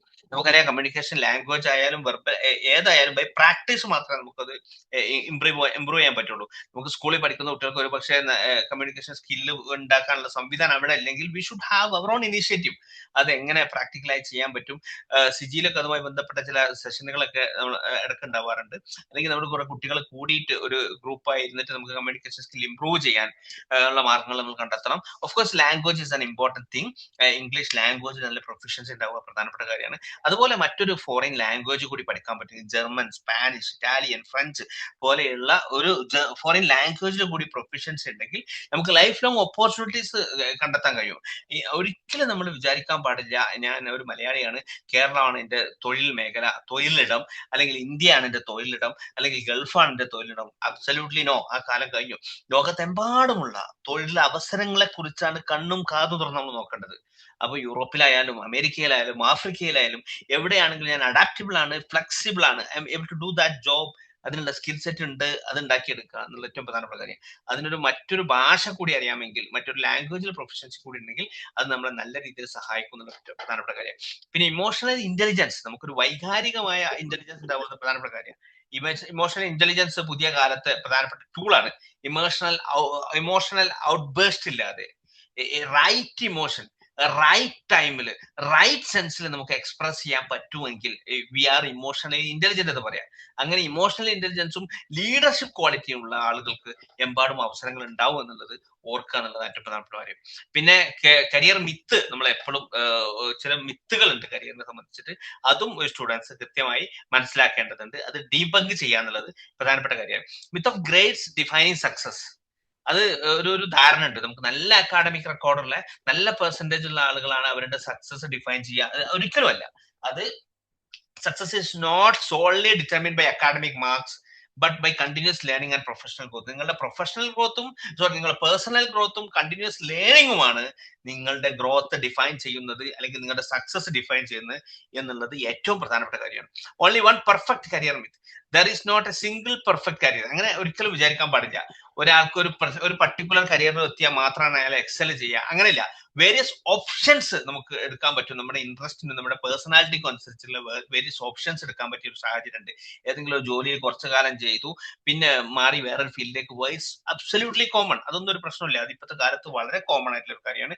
അതിനൊക്കെ വേണ്ടി നമ്മൾ മാനസികമായി തയ്യാറാവുക എന്നുള്ളത് ഒരു പ്രധാനപ്പെട്ട കാര്യം. Changing path is not failure. Changing career path എന്ന് പറയുന്നത് നമ്മുടെ അഡാപ്റ്റബിലിറ്റിയും ഗ്രോത്തും ഒക്കെ ഡിഫൈൻ ചെയ്യുന്ന ഒരു സംഗതിയാണ്. അതൊരിക്കലും ഒരു ഫെയിലിയർ ആയോ ഒരു വീക്ക്നെസ് ആയോ കണക്കാക്കേണ്ടതില്ല. ഏതെങ്കിലും ഒരു ഫീൽഡിൽ എക്സൽ ചെയ്യാൻ പറ്റിയില്ലെങ്കിൽ it's not our cup of tea എന്നൊക്കെ ഫീൽ ചെയ്യുന്നുണ്ടെങ്കിൽ we have an option to change that career. It's absolutely okay to change the career also. പിന്നെ നമുക്ക് സ്റ്റുഡൻസ് എടുക്കേണ്ട കാര്യം, ഇപ്പൊ ചെയ്യേണ്ട കാര്യം തന്നെ വേരിയസ് കരിയർ ഓപ്ഷൻസ് നമ്മൾ എക്സ്പ്ലോർ ചെയ്യുക. പിന്നെ എക്സ്പീരിയൻസ് വഴി പുതിയ സ്കില്ല് ബിൽഡ് ചെയ്യാൻ വേണ്ടി ശ്രമിക്കുക. നമുക്കൊരു മെന്റർഷിപ്പ് അവസരങ്ങൾ കിട്ടുമെങ്കിൽ അത് വളരെ പ്രധാനപ്പെട്ട കാര്യമാണ്. പ്രത്യേകിച്ച് ഇൻഡസ്ട്രിയിലൊക്കെ വർക്ക് ചെയ്യുന്ന ആളുകൾ, ഏത് ഫീൽഡിലുള്ള ഇൻഡസ്ട്രിയിലൊക്കെ വർക്ക് ചെയ്യുന്ന ആളുകൾ, they are ready to extend their hands. അവരൊക്കെ എപ്പോഴും സപ്പോർട്ട് ചെയ്യും. നിങ്ങളുടെ കോളേജിൽ പഠിച്ച അല്ലെങ്കിൽ സ്കൂളിലൊക്കെ പഠിച്ച നിങ്ങളുടെ സീനിയേഴ്സോ നിങ്ങളുടെ റിലേറ്റീവ്സോ ഫ്രണ്ട്സോ ഇങ്ങനെയുള്ള ആളുകളൊക്കെ നെറ്റ്വർക്ക് ചെയ്യാനുള്ള അവസരം ഉപയോഗപ്പെടുത്തുകയാണെങ്കിൽ അത് നമ്മുടെ മെന്റർഷിപ്പ് അവർ നമുക്ക് വില്ലിങ് ആയിരിക്കും, അവർക്ക് താല്പര്യമുള്ള ഒരു കാര്യമായിരിക്കും. അതിന് നമുക്ക് ലിങ്ക്ഡിൻ പ്ലാറ്റ്ഫോം ഒക്കെ നല്ല രീതിയിൽ ഉപയോഗപ്പെടുത്താൻ പറ്റും എന്നുള്ളതാണ് എനിക്ക് സൂചിപ്പിക്കാനുള്ളത്. പിന്നെ അഡാപ്റ്റബിലിറ്റിയുടെ ഇമ്പോർട്ടൻസ് ഏറ്റവും പ്രധാനപ്പെട്ട കാര്യം. നമ്മൾ നേരത്തെ പറഞ്ഞു, നമുക്ക് എത്രമാത്രം അഡാപ്റ്റബിൾ ആണ് എന്നുള്ളത് ഒരു കാര്യമാണ്. കണ്ടിന്യൂസ് ലേണിംഗ് നടത്തുന്ന നിരന്തരമായി കാര്യങ്ങൾ പഠിച്ചുകൊണ്ടിരിക്കുക. ഒരിക്കലും ഒരു അവസാനിപ്പിക്കുന്ന ഒരു പ്രോസസ് അല്ല, it's A never ending process എന്നുള്ളതാണ്. പിന്നെ ചേഞ്ചസ് നമ്മൾ എംബ്രേസ് ചെയ്യാൻ പറ്റും. നമ്മുടെ ലോകത്ത് ഓരോ ദിവസവും മാറ്റങ്ങൾ വന്നുകൊണ്ടിരിക്കുക. ഇപ്പൊ AI ടൂൾസ് ഉപയോഗിക്കുന്ന ആളാണ്, ഡീപ് ലാംഗ്വേജ് മോഡൽസ് ഒക്കെ ഉപയോഗിക്കുന്ന, ChatGPT ഒക്കെ ഉപയോഗിക്കുന്ന ആളാണ്. പുതിയ മോഡൽ വരുമ്പോൾ ഞാൻ ChatGPT മാത്രം ചെയ്യുള്ളൂ എന്ന് പറഞ്ഞ് മാറ്റി നിൽക്കാതെ പുതിയ കാലത്ത് വരുന്ന മാറ്റങ്ങൾ എന്താണ് അതിനെ ഉൾക്കൊള്ളുക. തൊഴിൽ മേഖലയിൽ വരുന്ന മാറ്റങ്ങൾ വളരെ ഫാസ്റ്റർ ആയിട്ട് നമ്മൾ ഉൾക്കൊള്ളുക. എത്രമാത്രം ഫാസ്റ്റർ ആയിട്ടാണോ മാറ്റങ്ങൾ വരുന്നത് അതിനേക്കാളും ഫാസ്റ്റായി നമ്മൾ അത് ഉൾക്കൊള്ളാൻ വേണ്ടി ശ്രമിക്കുക. ഇതിനൊക്കെ വേണ്ടിയിട്ട് നമ്മൾ മാനസികമായി തയ്യാറാവുമ്പോഴാണ് പുതിയ കാലത്ത് തൊഴിലിടത്ത് നമുക്ക് വളരെ ഫലപ്രദമായിട്ട് നേരിടാൻ കഴിയുള്ളൂ. അങ്ങനെ നമുക്ക് അവസരങ്ങൾ കണ്ടെത്താൻ കഴിയുള്ളൂ എന്നാണ് എനിക്ക് എന്റെ വിദ്യാർത്ഥികളോടും ഇവിടെയുള്ള അധ്യാപകരോടും ഒക്കെ എനിക്ക് പാരന്റ്സിനോടൊക്കെ സൂചിപ്പിക്കാണ്ട് അതിനനുസൃതമായ രീതിയിലൊരു മാനസികാവസ്ഥ ഉണ്ടാക്കിയെടുക്കുക എന്നതാണ് പറയാനുള്ളത്. ഇതാണ് ഈ വിഷയത്തിൽ ഒരു പ്രസന്റേഷനിലൊക്കെ ചെയ്യാനുള്ളത്. ഇനി എന്തെങ്കിലും പോയിന്റ് ആഡ് ചെയ്യാനോ ക്വസ്റ്റ്യൻസ് ഒക്കെ ഉണ്ടെങ്കിൽ let's discuss it. Okay, thank you Firoz sir. വളരെ വിശാലമായ ഒരു ടോപ്പിക്ക് വളരെ കുറഞ്ഞ സമയത്തിൻ്റെ ഉള്ളിൽ സമഗ്രമായിട്ട് ഫിറോസ് സാർ ഇവിടെ അവതരിപ്പിച്ചു കഴിഞ്ഞു. ഇനി Q&A സെഷനാണ്. ഇവിടെ പറഞ്ഞതുമായി ബന്ധപ്പെട്ട കാര്യങ്ങൾ നിങ്ങൾക്ക് എന്തെങ്കിലും ക്ലാരിറ്റി വരുത്തേണ്ടതുണ്ടെങ്കിൽ ചോദിക്കാം. അതിന് പുറമെ എന്തെങ്കിലും പൊതുവായിട്ടുള്ള, അതായത് കോഴ്സുകളെ കുറിച്ച്, സ്ഥാപനങ്ങളെ കുറിച്ച്, തൊഴിൽ സാധ്യതകളെ കുറിച്ച്, മത്സര പരീക്ഷകളെ കുറിച്ച്, പ്രവേശന പരീക്ഷകളെ കുറിച്ചൊക്കെ ഉണ്ടെങ്കിൽ അതുമാവാം. നമ്മൾ ഫസ്റ്റ് പ്രിഫറൻസ് കൊടുക്കുന്നത് ഇന്നത്തെ ടോപ്പിക്കുമായി ബന്ധപ്പെട്ട ചോദ്യങ്ങൾക്കാണ്. അപ്പം എന്നെ കേൾക്കുന്നവർക്ക് അൺമ്യൂട്ട് ചെയ്ത് ചോദിക്കാവുന്നതാണ്. ടെക്സ്റ്റ് ചെയ്യുന്നതിനേക്കാൾ നല്ലത് അൺമ്യൂട്ട് ചെയ്ത് ചോദിക്കുന്നതാണ്. കാരണം ക്വസ്റ്റ്യനിൽ എന്തെങ്കിലും ക്ലാരിറ്റി കുറവുണ്ടെങ്കിൽ അത് ക്ലിയർ ചെയ്യാൻ പറ്റും. Okay, open to all.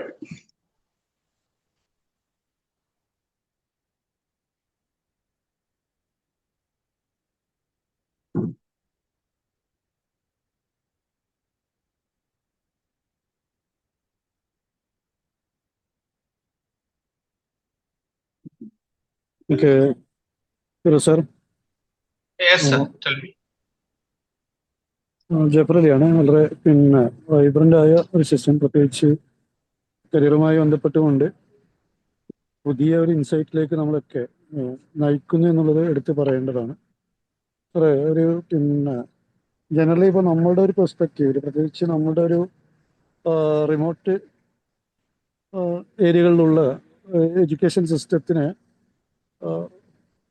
മുൻനിർത്തിക്കൊണ്ട് കുട്ടികളുടെ മുന്നിലേക്ക് നമ്മൾ ഇപ്പോൾ ഈ പറയുന്ന എമർജിംഗ് ട്രെൻഡ്സുകൾ എടുത്തു കഴിഞ്ഞാൽ, പ്രത്യേകിച്ച് നമ്മൾ സ്പേസ് റിലേറ്റഡ് ആയിട്ടുള്ള കോഴ്സുകളെ പറ്റിയിട്ടും ഹ്യൂമൻ എഞ്ചിനീയറിംഗ് ഇൻ്റലിജൻസിൻ്റെ ഒരു കൊളാബറേഷനെ പറ്റിയിട്ടുള്ളൊരു സംഗതികളൊക്കെ വേൾഡ് ലെവലിൽ ഈ ചേഞ്ചസിന് നമുക്ക് അഡാപ്റ്റ് ചെയ്യാൻ പാകത്തിന് ഒരു പക്ഷേ അവിടുത്തെ എഡ്യൂക്കേഷൻ സിസ്റ്റങ്ങളൊക്കെ ബിൽഡ് ചെയ്യപ്പെട്ടിട്ടുണ്ടെങ്കിലും നോർമലി നമ്മുടെ ഇന്ത്യൻ എഡ്യൂക്കേഷൻ സിസ്റ്റം ഇപ്പോൾ 2020 ശേഷം എമർജ് ചെയ്ത് വരുന്ന ഒരു ഏരിയ ആയിട്ട് കാണാം.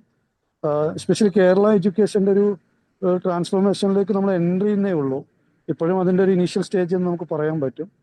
അപ്പോൾ ഇങ്ങനത്തെ ഒരു പെർസ്പെക്റ്റീവിൽ കോഴ്സ് കഴിയുന്ന കുട്ടികളെ സംബന്ധിച്ചിടത്തോളം ഇതിൻ്റെ ഒരു പോസിബിലിറ്റി എത്രത്തോളം ഉണ്ട് എന്നുള്ള ഒരു കൺഫ്യൂഷൻ മാത്രമാണ്. അതിലൊരു ക്ലാരിറ്റി സാറൊന്ന് പറഞ്ഞാൽ സന്തോഷമായിരിക്കും. Thank you. തീർച്ചയായിട്ടും സാറ് മനസ്സിലാക്കി വെച്ചതിന് അപ്പുറമൊന്നും എനിക്കതിൽ പറയാനില്ല. എൻ്റെ ഒരു അഭിപ്രായം ഞാൻ പറയാം. ഈ ഇലക്ഷനിൽ ഇപ്പം നിയമസഭാ ഇലക്ഷൻ ആഫ്റ്റർ ടുമാറോ നടക്കണല്ലോ, അതുമായി ബന്ധപ്പെട്ട് ഞാൻ രണ്ട് മുന്നണികളും വേണ്ട 3 മുന്നണികളുടെയും നമ്മുടെ പ്രകടന പത്രിക ഒക്കെ നോക്കുമ്പോൾ നമുക്ക് മനസ്സിലാവുന്ന ഒരു കാര്യം, അല്ലെങ്കിൽ അവരുടെ പ്രസ്താവനകളോ അവർ നടത്തുന്ന ഒരു ചർച്ചകളൊക്കെ നമുക്ക് നോക്കുമ്പോൾ നമുക്ക് മനസ്സിലാവുന്ന ഒരു കാര്യം, കേരളത്തിലെ കുട്ടികളുടെ ഇവിടുത്തെ ബ്രെയിൻ ഡ്രെയിൻ അല്ലെങ്കിൽ ഇവിടെ അപ്ഡേറ്റഡ് ആയ കരിക്കുലം ഇല്ലാത്തതിന്റെ പ്രശ്നം, ഇവിടെ നിന്ന് കുട്ടികൾ പുറത്തു പോകുന്നതിനെ കുറിച്ചൊക്കെ വളരെ കൺസേൺഡ് ആയി നമ്മുടെ പൊളിറ്റിക്കൽ കമ്മ്യൂണിറ്റി, പൊളിറ്റിക്കൽ ലീഡർഷിപ്പ് ആ അർത്ഥത്തിൽ ചിന്തിക്കുന്നു എന്നുള്ളത് ഇതിനൊരു പോസിറ്റീവായിട്ടാണ് ഞാൻ കാണുന്നത്. ഇപ്പൊ സാറ് പറഞ്ഞ പോലെ ഇവിടെ ഇതുണ്ടാകുന്ന മാറ്റങ്ങൾ വളരെ സ്ലോ പേസിലാണ് നമ്മുടെ നാട്ടിൽ മാറ്റങ്ങൾ ഉണ്ടാകുന്നത്. പ്രത്യേകിച്ച് ഇന്റർനാഷണൽ ഫ്രട്ടേണിറ്റി പെട്ട പല യൂണിവേഴ്സിറ്റീസുമായിട്ടും അല്ലെങ്കിൽ പല കുട്ടികളൊക്കെ ആയിട്ടും ചെറിയ രീതിയിൽ ഇന്ററാക്ട് ചെയ്യാൻ അവസരം കിട്ടുമ്പോൾ അവിടെയൊക്കെ ഉണ്ടാകുന്ന മാറ്റങ്ങൾക്ക് അനുകൂലമായ രീതിയിലുള്ള മാറ്റങ്ങൾ നമ്മുടെ നാട്ടിൽ ഉണ്ടാവുന്നില്ല എന്നുള്ളത് ശരിയാണ്. അപ്പൊ അതുകൊണ്ട് എൻ്റെ ഒരു അഭിപ്രായത്തിൽ നമ്മൾ ഈ മാറ്റങ്ങൾ അത് അതിന്റെ വഴിക്ക് നടക്കട്ടെ. കോഴ്സിന്റെ കരിക്കുലം ഫ്രെയിം വർക്ക് മാറ്റലും ഈ ഇതുമായി ബന്ധപ്പെട്ട സ്കിൽ ബേസ്ഡ് എഡ്യൂക്കേഷൻ നടക്കലൊക്കെ അതിന്റെ വഴിക്ക് നടക്കട്ടെ. പക്ഷെ ആസ് എ സ്റ്റുഡന്റ് അല്ലെങ്കിൽ as A parent, as A career guide, as A teacher, we have the option. നമുക്ക് നമ്മുടേതായ മാർഗത്തിൽ നമുക്ക് ഓപ്ഷൻസ് ഉണ്ടല്ലോ, അത് അപ്സ്കിൽ ചെയ്യാനുള്ള സാഹചര്യം നമുക്ക് ഉപയോഗപ്പെടുത്തുക എന്നുള്ളത് ഏറ്റവും പ്രധാനപ്പെട്ട കാര്യം. ഞാനൊരു ഉദാഹരണം പറയാം. ഒരു 2-3 ഇയേഴ്സ് മുമ്പ് മലയാള മനോരമ പത്രത്തിൽ ഒരു റിപ്പോർട്ട് വന്നിരുന്നു. ഒരു ഏജൻസി നാട്ടിൽ വന്ന്, കേരളത്തിൽ വന്ന്, അവർക്ക് വേണ്ടത് BCom ഗ്രാജുവേറ്റിനായിരുന്നു. BCom graduate along with BCom graduate അവർക്ക് വേണ്ടത് ടാലി അറിയണം, അതുപോലെ IFRS അറിയണം, international financial reporting system. IFRS സർട്ടിഫിക്കേഷനുള്ള, IFRS proficiency ഉള്ള, ടാലി അറിയുന്ന BCom ആണ്. അവർക്ക് ആവശ്യമുള്ളതിന്റെ 10-1 കുട്ടികളെ പോലും കേരളം മുഴുവൻ അന്വേഷിച്ചിട്ട് അവർക്ക് കിട്ടിയില്ല എന്ന് പറഞ്ഞു. അപ്പൊ എന്താ വെച്ചാൽ ഇതിപ്പോ നമ്മൾ എഡ്യൂക്കേഷൻ സിസ്റ്റം മാറട്ടെ, എന്നിട്ട് നമ്മൾ IFRS പഠിക്കും എന്ന് വിചാരിക്കേണ്ട ആവശ്യമില്ലല്ലോ.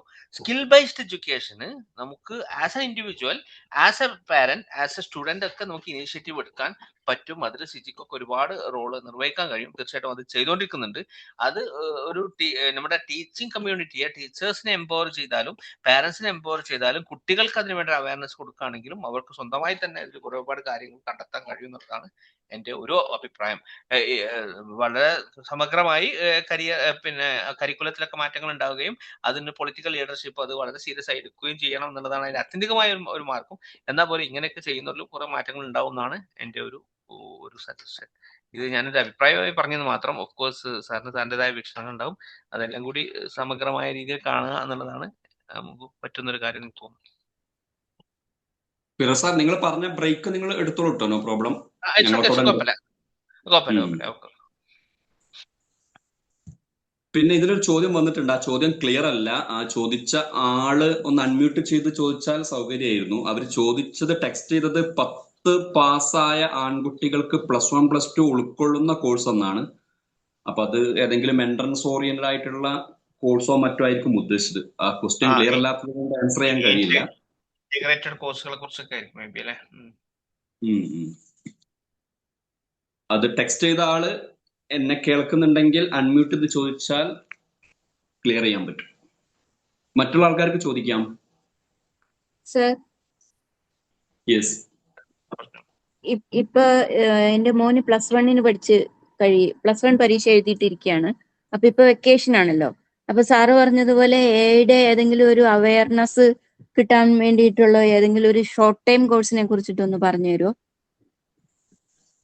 നമ്മുടെ ആദ്യം മനസ്സിലാക്കേണ്ടത് എല്ലാവരും AI കോഴ്സുകൾ പഠിക്കുക എന്നുള്ളത് ഒക്കെ മക്കളുടെ താല്പര്യം എന്താണ്, അവരുടെ ഇൻട്രസ്റ്റ് എന്താണെന്നുള്ളത് നമ്മൾ കൃത്യമായി മനസ്സിലാക്കേണ്ടതുണ്ട്.